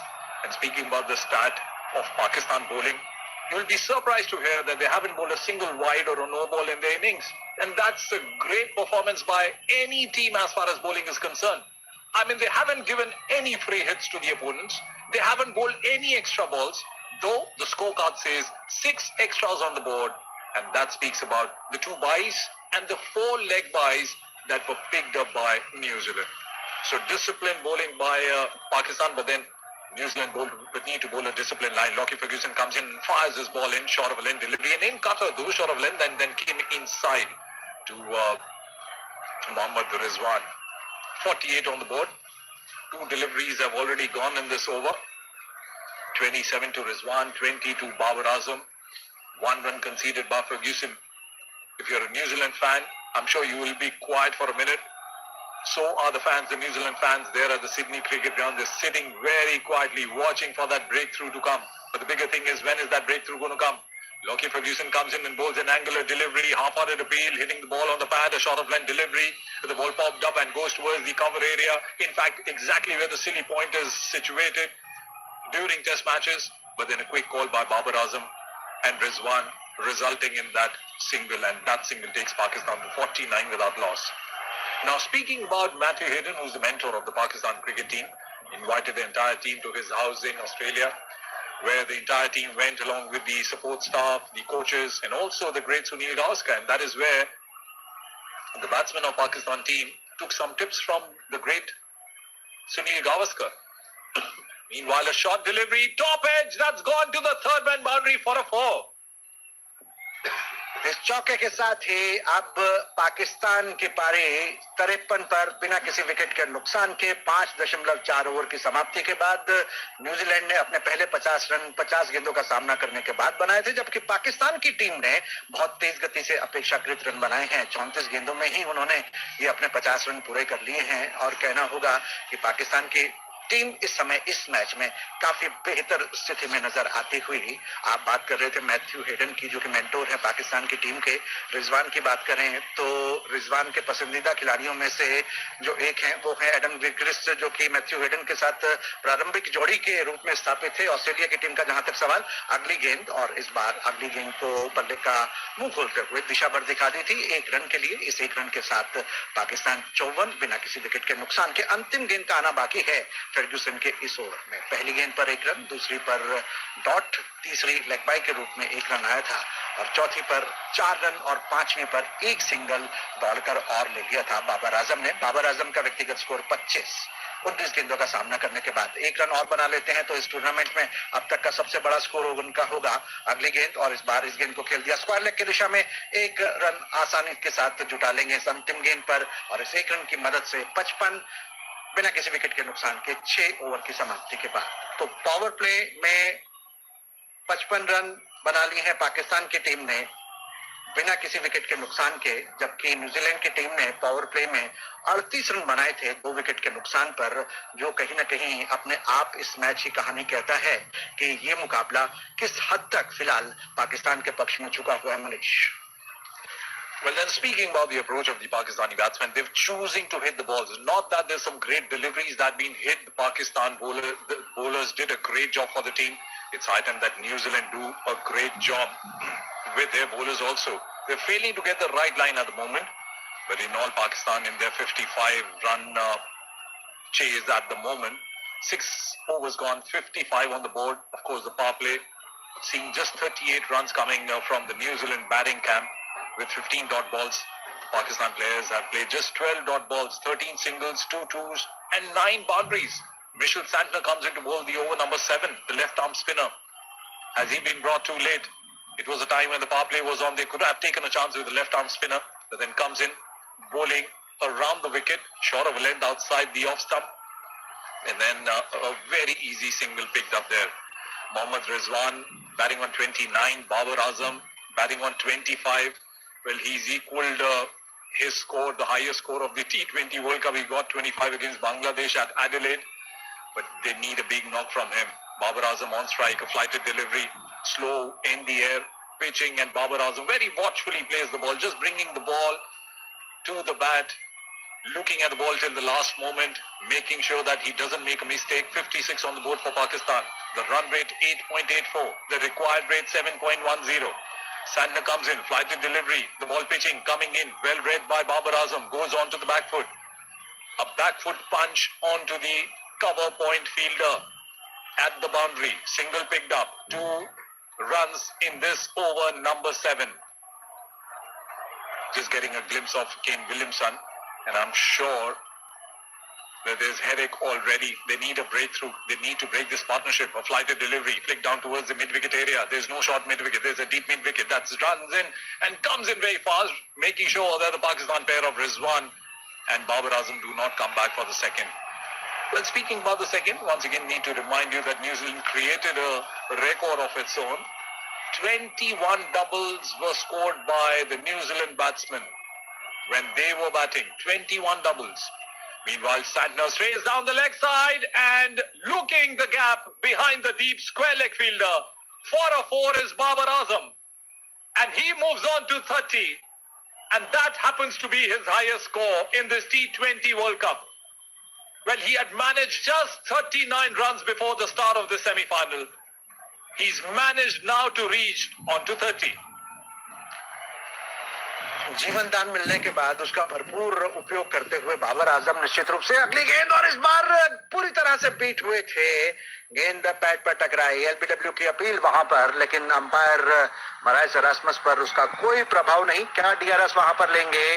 कप्तान Kane Williamson अभी अपने खिलाड़ियों के साथ मंत्रणा कर रहे हैं वहां पर विकेट कीपर के साथ, और 5 सेकंड रहते रहते अंततः उन्होंने ये डीआरएस ले लिया। तो देखना ये है कि सेंटनर के इस ओवर की अंतिम गेंद पर क्या ये विकेट वहां पर न्यूजीलैंड की टीम को मिलेगा, क्या पाकिस्तान की टीम को पहला झटका लगेगा, क्या न्यूजीलैंड के पक्ष में ये डीआरएस रहेगा। यदि ऐसा होता है तो फिर न्यूजीलैंड की कुछ हद तक इस मैच में वापसी हो सकती है, उसकी संभावना हो सकती है। लेकिन फिलहाल पाकिस्तान ने एक अच्छी शुरुआत यहां पर दे दी है।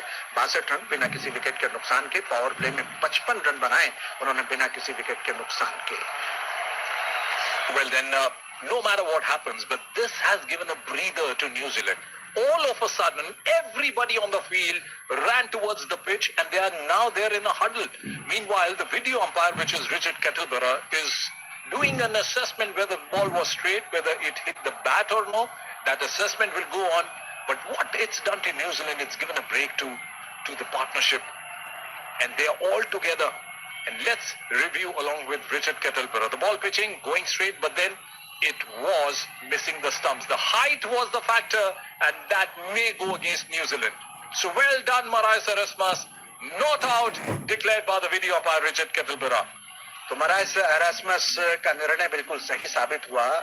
न्यूजीलैंड ने अपना रिव्यू एक खोया और पाकिस्तान अभी भी 63 बिना किसी विकेट के नुकसान के 7 ओवर की समाप्ति के बाद, सेंटनर के इस ओवर की बात करें तो कुल मिलाकर 8 रन उनके इस पहले ओवर में आए हैं। आमतौर पर बाएं हाथ के गेंदबाजों के सामने, स्पिन गेंदबाजों के सामने अगर आप देखें, जो कि दाएं हाथ के बल्लेबाज होते हैं, वो कुछ परेशानी में नजर आते हैं। लेकिन सेंटनर एक ऐसे गेंदबाज हैं जो कि बाएं हाथ के ऑर्थोडॉक्स स्पिन गेंदबाज हैं, लेकिन बाएं हाथ के बल्लेबाज भी उनकी गेंदों के सामने लगभग बराबरी की परीक्षा देते हुए नजर आते हैं, बराबरी की मुश्किलों में नजर आते हैं। गेंदबाजी में एक और परिवर्तन, इस समय इस सोडी गेंदबाजी के मोर्चे पर हैं। देखना है क्या कुछ कर पाते हैं इस सोडी। इस सोडी ने अब तक 85 मैचों में 109 विकेट झटके हैं। पहली गेंद और इस बार ये गेंद टप्पा खाने के बाद लगभग सीधी रहती हुई, सुरक्षात्मक ढंग से इस गेंद को खेला बाबर आजम ने। किसी किस्म का कोई जोखिम उठाने की कोशिश नहीं की, संभवतः ये देखते हुए कि काफी ऊंचे लंबे कद के खिलाड़ी हैं इस सोडी, और उनकी गेंद जिस हाइट से, ऊंचाई से आती है, वहां पर एक संभावना भी रहती है उनके लिए कि एक अतिरिक्त उछाल मिले। एक बार फिर से तैयार इस सोडी, दाएं हाथ से स्तंभ के नजदीक से गेंद टप्पा खाने के बाद थोड़ी सी बाहर की तरफ निकली थी, लेकिन गेंद के टर्न होने के साथ ही गेंद को खेल दिया मिड विकेट क्षेत्र में। एक आसान से रन के लिए बाबर आजम ने इस अवसर पर, बाबर आजम पहुंचे 31 के व्यक्तिगत स्कोर पर और पाकिस्तान 64 बिना किसी विकेट के नुकसान के।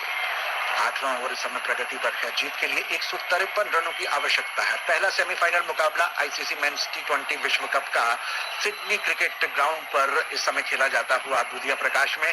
इस सोडी के सामने अब मोहम्मद रिजवान है और मोहम्मद रिजवान ने इस बार लेग स्टंप की तरफ हटकर स्ट्रोक के लिए जगह बनाई, लेकिन अच्छे टाइमिंग के साथ तो ये स्ट्रोक नहीं खेल पाए। गेंद बल्ले से टकराती हुई मिड विकेट क्षेत्र में जरूर गई। 1 रन और मिल जाएगा रिजवान को और पाकिस्तान को। 65 पर पाकिस्तान बिना किसी विकेट के नुकसान के। एक बढ़िया शुरुआत पाकिस्तान की टीम को मिल चुकी है। 8.67 रन प्रति ओवर के हिसाब से अब तक रन बने हैं पाकिस्तान की टीम के, और इस पूरे विश्व कप में जो अब तक नहीं हुआ था वो आज पाकिस्तान की इस प्रारंभिक जोड़ी ने करके दिखा दिया है। अगली गेंद और इस बार बाबर आजम ने उसी अंदाज में लेग स्टंप की तरफ हटते हुए स्ट्रोक के लिए जगह बनाई, अपने हाथों को खोला और गेंद को खेल दिया मिड विकेट क्षेत्र की तरफ। एक और आसान से रन के लिए पाकिस्तान इस सिंगल की मदद से अब 66 बिना किसी विकेट के नुकसान के। 2 गेंदों का आना बाकी है। हर गेंद पर रन बनाने की कवायद में पूरी तरह से दोनों बल्लेबाज इस समय जुटे हुए नजर आ रहे हैं। न्यूजीलैंड की टीम को इस मुकाबले में कहीं ना कहीं बैकफुट पर धकेल दिया है। इस सोडे तैयार, थोड़ी सी फ्लाइटेड गेंद और एक कदम आगे निकलकर इस गेंद को खेलने का प्रयास, लेकिन गेंद ने बल्ले का भीतरी किनारा लिया और फाइन लेग की दिशा में चली गई 30 गज के दायरे के अंदर। इस गेंद पर भी 1 रन का इजाफा होता हुआ पाकिस्तान इस 1 रन की मदद से 67 बिना किसी विकेट के नुकसान के। न्यूजीलैंड की टीम को यहाँ पर बहुत सख्त जरूरत है इस समय 1 विकेट की। क्या इस साझेदारी को वो तोड़ पाएंगे? लेकिन पाकिस्तान की टीम जरूर चाहेगी कि यहाँ पर ये साझेदारी और ज्यादा बड़ा आकार हासिल करती चली जाए। अगली गेंद जो कि इस ओवर की अंतिम गेंद है, फिर से लेग स्टंप की तरफ हटते हुए इस गेंद को मिड विकेट की तरफ खेल दिया। एक आसान से रन के लिए ओवर की समाप्ति हुई। 8 ओवर के बाद 68 बिना किसी विकेट के नुकसान के पाकिस्तान की टीम का score. This commentary is brought to you by All India Radio in association with Channel 2, exclusive audio global right holders. Well, then, if you've tuned in late, New Zealand won the toss in the very first semi-final of the T20 World Cup being played at Sydney Cricket Ground. They opted to bat, but they could manage only 152 for the loss of 4 wickets. Well, then they were struggling to score in the slog overs. They were 116 for 3 in the 16th over. And then after that, in the 4 overs, they couldn't manage the way they would have wanted. And they landed up at 152 for 4, thereby giving a target of 153 to win to Pakistan, who are now 68 without loss after 8 overs. Rizwan batting on 32, but it's Babar Azam who's on strike now. He's batting on 33. And I'm sure the Pakistan camp will be very happy with this comeback. Gets a delivery by Mitchell Santner, the left-arm spinner, coming and bowling around the wicket. Short of a length delivery, just dabs the ball down to the cover fielder, which is the captain of New Zealand, Kane Williamson. Wanted to go for a run. Very well said no by Rizwan. Otherwise, it would have been very risky. Santner comes in and bowls a delivery, a flighted one onto the back foot. Ample time for Babar Azam to go onto the back foot with the short of length delivery. Now, the field placement for Mitchell Santner is short fine leg, which is inside the 30-yard circle. Then he's got 3 fielders spread out on the onside boundary, which is deep square leg, deep mid-wicket and long on. Looking at the offside field, hasn't really bowled on the offside, but then each time he bowls on the off-stump line, the Pakistan pair of Rizwan and Babar Azam are finding it difficult to come behind the line of the ball. Rizwan now known to give those the sweeps to the left-arm spinner, sweeps this delivery which was outside the off-stump, then finds the gap between the mid-wicket and the deep square leg area. In the meantime, picks up 2 more runs. Both Rizwan, Babar Azam now on 34 each, and Pakistan now reach on to 71 without loss. That's a great reply by the Pakistan pair of Rizwan and Babar Azam. They've spoken about their opening pair. They've said that this is a pair that has class, but they were failing to execute. But this 72-run partnership, which has now come in with that single from the blade of Rizwan, clearly speaks about the class of both Rizwan and Babar Azam. 81 needed now of 68 deliveries. Now, speaking about the history of how New Zealand has fared in the ICC events, I think they hold the record of appearing in the maximum number of semi-finals and losing them. As another single conceded by Mitchell Santner, short of length delivery outside the off-stump, punched very hard by Babar Azam, who moves on to 35. That's where Mohammad Rizwan is also at the moment. Finally, when we have a look at the dugout, Matthew Hidden, the mentor of the Pakistan cricket team, can afford a smile, enjoying the partnership between Babar Azam and Rizwan. Short of length delivery onto the back foot and then pushing the ball towards the mid-wicket area. Misfield there by Trent Boult. That will result in the second double of this over. Another fruitful over from Pakistan. 9 overs gone, 75 without loss.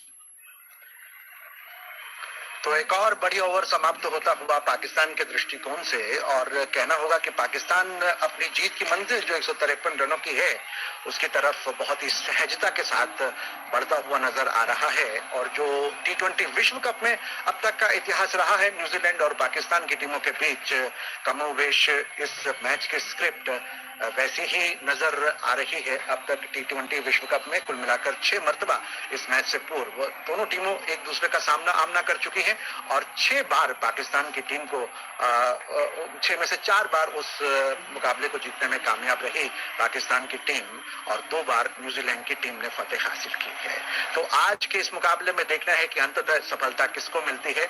जो भी team जीतेगी वो final में अपनी जगह बनाएगी, जो कि 13 तारीख यानी रविवार के दिन मेलबोर्न क्रिकेट ग्राउंड में फाइनल मुकाबला खेलेगी, जो कि दूसरी सेमीफाइनल के विजेता के खिलाफ होगा। और दूसरा सेमीफाइनल मुकाबला कल खेला जाएगा एडिलेड ओवल पर भारत और इंग्लैंड की टीमों के बीच और उस मैच का भी आप आकाशवाणी पर सीधा आंखों देखा हाल सुन सकेंगे। अगली गेंद और इस बार इस गेंद को खेलते हुए बल्ले का मुंह खोल के दिशा देने की कोशिश की थी। हाँ और ना के बीच ये रन पूरा किया गया और मुश्किल हो सकता था यदि ट्रेंट बोल्ट का वहां पर थ्रो सटीक होता तो मुश्किलों में पड़ सकते थे इस समय बाबर आजम और रिजवान की ये जोड़ी, लेकिन सुरक्षित अपनी क्रीज के अंदर सीधा एक तेज तर्रार थ्रो बाएं हाथ से ट्रेंट बोल्ट का, लेकिन निशाने से काफी दूर। 1 रन जुटता हुआ पाकिस्तान के कुल स्कोर में इस 1 रन की मदद से बाबर आजम अब 36 के व्यक्तिगत स्कोर पर 76 पर पाकिस्तान बिना किसी विकेट के नुकसान के 10वां ओवर प्रगति पर है। इस जोड़ी दाएं हाथ से एक बार फिर से तैयार और इस बार लेग स्टंप पर आती हुई इस गेंद को फुल टॉस पर लेकर मोड़ दिया। कलाइयों का इस्तेमाल करते हुए स्वीप खेलने के अंदाज में गेंद सीमा रेखा की तरफ जा रही है। सेंटनर गेंद के पीछे, लेकिन 3 रन यकीनी तौर पर दौड़कर पूरे कर लेंगे इससे पहले कि गेंद को फील्ड किया जा सके। इन 3 रनों के साथ स्कोर अब पाकिस्तान की टीम का 79 बिना किसी विकेट के नुकसान के। मोहम्मद रिजवान 2021 के कैलेंडर वर्ष में एकमात्र ऐसे खिलाड़ी जिन्होंने कि T20 अंतरराष्ट्रीय मैचों में 1000 से ज्यादा रन बनाने का श्रेय हासिल किया और 2022 में भी उसके काफी नजदीक पहुंच चुके हैं। अब तक इस मैच से पूर्व उन्होंने 924 रन बनाए थे और अब तक 40 रन और बना चुके हैं। अगली गेंद और इस बार एक बार फिर से अपने फ्रंट फुट को लेग स्टंप की तरफ करते हुए स्ट्रोक के लिए जगह बनाई। मिड विकेट क्षेत्र में गेंद को खेल दिया। फ्लिप्स वहां पर मौजूद हैं। 1 रन जरूर मिल जाएगा इससे पहले कि उनका थ्रो पहुंचे। इस 1 रन की मदद से पाकिस्तान 80 बिना किसी विकेट के नुकसान के 3 गेंदों का आना बाकी है। अच्छी बात अब तक यही रही है पाकिस्तान के इन दोनों बल्लेबाजों की कि उन्होंने बहुत ज्यादा डॉट बॉल नहीं होने दी है। इस ओवर में भी यदि आप देखें, पहली गेंद पर सिंगल, दूसरी पर 3 रन और तीसरी गेंद पर भी सिंगल लेने में कामयाब रहे। रिजवान तैयार और इस बार इस गेंद को फ्रंट फुट पे आके बल्ले का मुंह खोलते हुए दिशा भर दे दी। ट्रेंट बोल्ट जो कि खड़े थे 30 गज के दायरे के अंदर अपने दाईं तरफ जाकर इससे पहले कि गेंद को फील्ड करें, 1 रन का इजाफा और हो चुका था पाकिस्तान के कुल स्कोर में। रिजवान 41 पर, पाकिस्तान 81 बिना किसी विकेट के नुकसान के।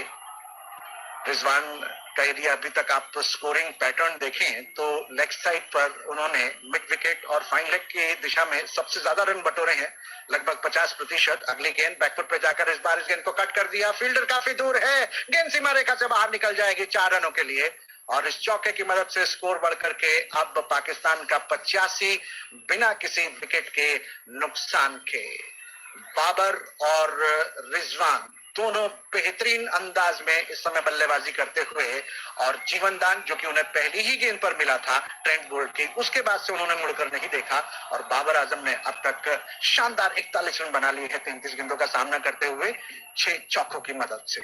अगली गेंद का सामना फिर से Babar Azam, short of length, leg stump की तरफ हटते हुए गेंद को धकेल भर दिया।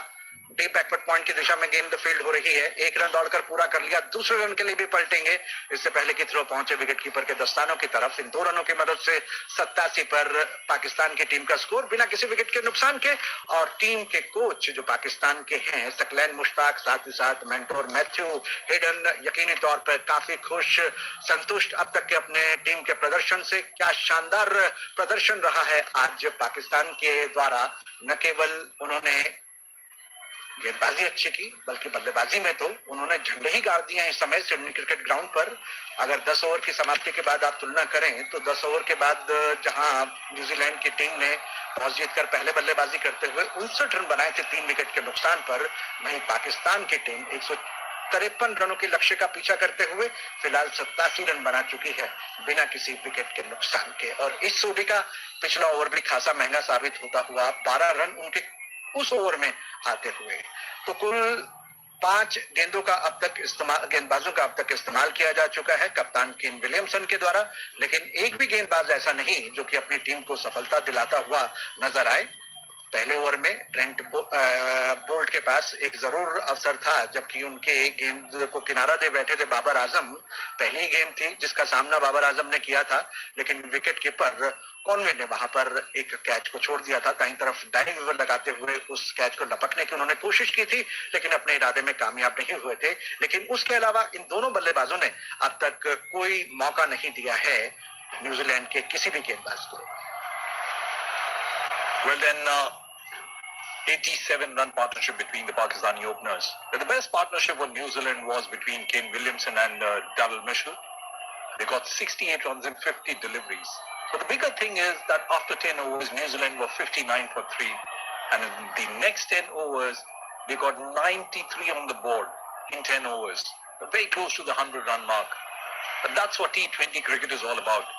But they had some slow overs, some not very rich overs, the last 2 overs that they faced. And that is where I think that New Zealand would have really felt a bit dejected, that they must have asked the batsmen to pace up the innings, but then full march to the Pakistani bowlers, they bowl a tight line. And here they are sitting handsomely at 87 without loss. Now, speaking about the records of New Zealand, this is not the first time that they're meeting Pakistan in an ICC event. We all know that they met at in the 1992 semi-final against Pakistan. With Pakistan were chasing, they won by 4 wickets. They then met in 1999 World Cup semi-final at Old Trafford, where Pakistan again won by 9 wickets. In T20 International in 2007, Pakistan won by 6 wickets against New Zealand at Cape Town. But there's more to come. In 2016, New Zealand again lost in the semi-finals to England by 7 wickets. The whole idea behind all this story is New Zealand have lost batting first in the semi-finals on a number of occasions. We speak about the Australasia Cup that was held in 1986, 1990, 1994. In all these 3 years, the team that New Zealand faced in the semi-finals was Pakistan. And they lost by 10 wickets, 8 wickets, and there was just one game that they lost by 62 runs. So the story of losing semi-finals for New Zealand continues. Not that the game is over, but at the moment, 65 required of 60 deliveries, and Lockie Ferguson comes in and bowls the delivery of the 10th over. The first was a wide, and then he comes in and concedes the single shot of length delivery, dabbed down towards the cover area, single picked up, score moves on to 89 in the 11th over. 64 required in 59 balls. So the story of losing the semi-finals in the ICC World Cups, whether it's T20 or ODI World Cups, that will continue if New Zealand do not win the game today. If you look at the comparisons, of course, with Babar Azam's comeback, I should say, he looks in absolute control. The short delivery by Lockie Ferguson, not that it was a bouncer, but it was a chest-high delivery. Just dabs the ball down to the third man area. He can afford a smile there in the middle, having a chat with Mohammad Rizwan and also with some other New Zealand players. Kane Williamson, on the other hand, with a very stern face. They needed a breakthrough to come back into the game. But imagine a team that needs to score 153 to win the game, and they haven't lost a wicket in the first 10 overs. That is creating pressure on the fielding side. Lockie Ferguson comes in and bowls a delivery outside the off-stump, and that nipped back a bit. A sharp rise also from the short of length area, but then well watched there by Rizwan as he looks at the ball and plays it down to the third man area for a single. So it seemed to be an interesting game that would go down to the wire. I don't think it's going to go like that, because all that Pakistan need from here is 62 to win this game in 57 deliveries. 91 on the board in 10.3 overs. Speaking about the way Babar Azam has come back, he's watched the ball very carefully. He's chosen the ball to hit where he wanted, when he wanted, as he gets a short delivery and he hits it towards the vacant mid-wicket boundary for a 4. That is some class by Babar Azam. Lockie Ferguson coming in and bowling a short delivery. And all that he had to do was put the entire weight on the front foot and wait for the ball to come to him and time the ball going high in the air, though it was a slower one, but then well watched by Babar Azam. That's called dictating terms to the bowler, at the middle, in the wicket. 95 to Pakistan. Ferguson comes in, bowls a half volley, flicked down to the short mid-wicket fielder. Well fielded there by Jimmy Neesham. Pakistan 95 without loss. I tell you what, if they lose the game from here, that'll be a miracle for New Zealand. But the way Babar Azam and Mohammad Rizwan are batting at the moment, they've dictated terms right from the word go, right from the very first over. 10.5 overs have been bowled. Pakistan 95 on the board. As Babar Azam gets a delivery, flicks the ball between the mid-wicket and the mid-on fielder. Wants to come back for the second. Rizwan says, okay. They end the over with a double. 97 without loss after 11 overs. तो 10 run आते हुए इस over में एक wide के समय तो और बाबर आजम का अर्धशतक भी इसके साथ पूरा हो चुका है। 38 गेंदों में उन्होंने 50 रन पूरे किए, जिसमें 7 चौके शामिल हैं और ये 30वां अर्धशतक है T20 अंतरराष्ट्रीय मैचों का जहां तक सवाल है। और कहना होगा कि एक शानदार प्रदर्शन बाबर आजम का। पहली गेंद जिसका आज उन्होंने सामना किया था ट्रेंट बोल्ट के पहले ओवर के दौरान, एक जीवन दान उनको मिला, लेकिन उसके बाद उन्होंने पीछे मुड़कर नहीं देखा और आज अपने बल्लेबाजी से उन्होंने कहीं ना कहीं अपने तमाम आलोचकों का मुंह पूरी तरह से बंद कर दिया है। एक शानदार पारी खेली, एक शानदार शुरुआत अपनी टीम को दे डाली है। अब तक मोहम्मद रिजवान के साथ मिलकर के 97 रन पाकिस्तान की टीम ने बना लिए हैं 153 रनों के लक्ष्य का पीछा करते करते, और अब तक उसका एक भी विकेट न्यूजीलैंड के गेंदबाज हासिल नहीं कर पाए हैं। बची हुई 54 गेंदों में 56 रनों की यहाँ पर आवश्यकता है। 10 विकेट सुरक्षित हैं। जो समीकरण है वो पाकिस्तान के लिए इस समय काफी आसान है इस मुकाबले में निश्चित तौर पर, और इसकी अनुभूति सिडनी क्रिकेट ग्राउंड पर दर्शक दीर्घा में बैठे तमाम पाकिस्तानी समर्थक दर्शकों को हो चुकी है। लगातार वो अपनी खुशी का इजहार कर रहे हैं जिस तरह का प्रदर्शन पाकिस्तान के गेंदबाजों और बल्लेबाजों ने आज किया है। नए ओवर की शुरुआत इस सोडी के द्वारा फ्लाइटेड गेंद, लेकिन इस गेंद को स्वीप करने के अंदाज में खेला। गेंद मिड विकेट क्षेत्र में गई, बल्ले के निचले हिस्से से टकराने के साथ ही एक रन वहां पर और मिल जाएगा। इस एक रन की मदद से अब पाकिस्तान 98 बिना किसी विकेट के नुकसान के। ये पाकिस्तान की ओर से न्यूजीलैंड के विरुद्ध पहली विकेट का नया रिकॉर्ड है। इससे पहले फकर जमा और अहमद शहजाद ने 2017-18 में ऑकलैंड में 94 रन बनाए थे न्यूजीलैंड की टीम के खिलाफ T20 अंतरराष्ट्रीय मुकाबलों में, बता रहे हैं हमारे स्टैटिस्टिशियन मनोज कुमार। इसी बीच अगली गेंद एक रन का इजाफा और इस एक रन के साथ अब पाकिस्तान अपनी पारी के शतक से मात्र एक रन दूर 99 बिना किसी विकेट के नुकसान के 12वां ओवर इस समय प्रगति पर। चिंता की तमाम रेखाएं इस समय पूरी तरह से उभर चुकी हैं कप्तान केन विलियमसन के माथे पर, साथ ही साथ ट्रेंट बोल्ट के चेहरे को भी आप बीच बीच में देख सकते हैं कि कितने परेशान हैरान इस समय नजर आ रहे हैं। इस सोडी तैयार, स्टंप के नजदीक से गेंद और इस बार टप्पा खाने के बाद दाएं हाथ के बल्लेबाज को छोड़ती हुई गेंद बाहर की तरफ निकली थी और इस गेंद को खेलने के प्रयास में पूरी तरह से चकमा खा गए थे इस अवसर पर रिजवान। बाकी का काम विकेट कीपर ने पूरा जरूर कर लिया, लेकिन एक अच्छा टर्न वहां पर देखने को मिला सोडी के इस गेंद पर। डॉट बॉल, अगली गेंद फिर से फ्लाइटेड, लेकिन इस बार बैकफुट पे जाकर गेंद के टर्न होने का इंतजार किया और गेंद को खेल दिया मिड विकेट क्षेत्र में एक रन के लिए। और इसके साथ ही पाकिस्तान की टीम के 100 रन पूरे होते हुए बिना किसी विकेट के नुकसान के 11.4 ओवर की समाप्ति के बाद, और हमारे स्कोरर जतिन सूद बता रहे हैं कि पाकिस्तान ने अपने पहले 50 रन 34 गेंदों में और दूसरे 50 रन 36 गेंदों का सामना करते हुए बनाए। तो यानी कि बहुत ज्यादा जो रफ्तार है उसमें कोई फर्क नहीं है। जो रफ्तार पारी की शुरुआत में थी वो रफ्तार फिलहाल 11 ओवर की समाप्ति के बाद भी बरकरार है। अगली गेंद इस सोडी की, और इस बार इस सोडी की इस गेंद को बाबर आजम ने खेल दिया मिड ऑन की दिशा में।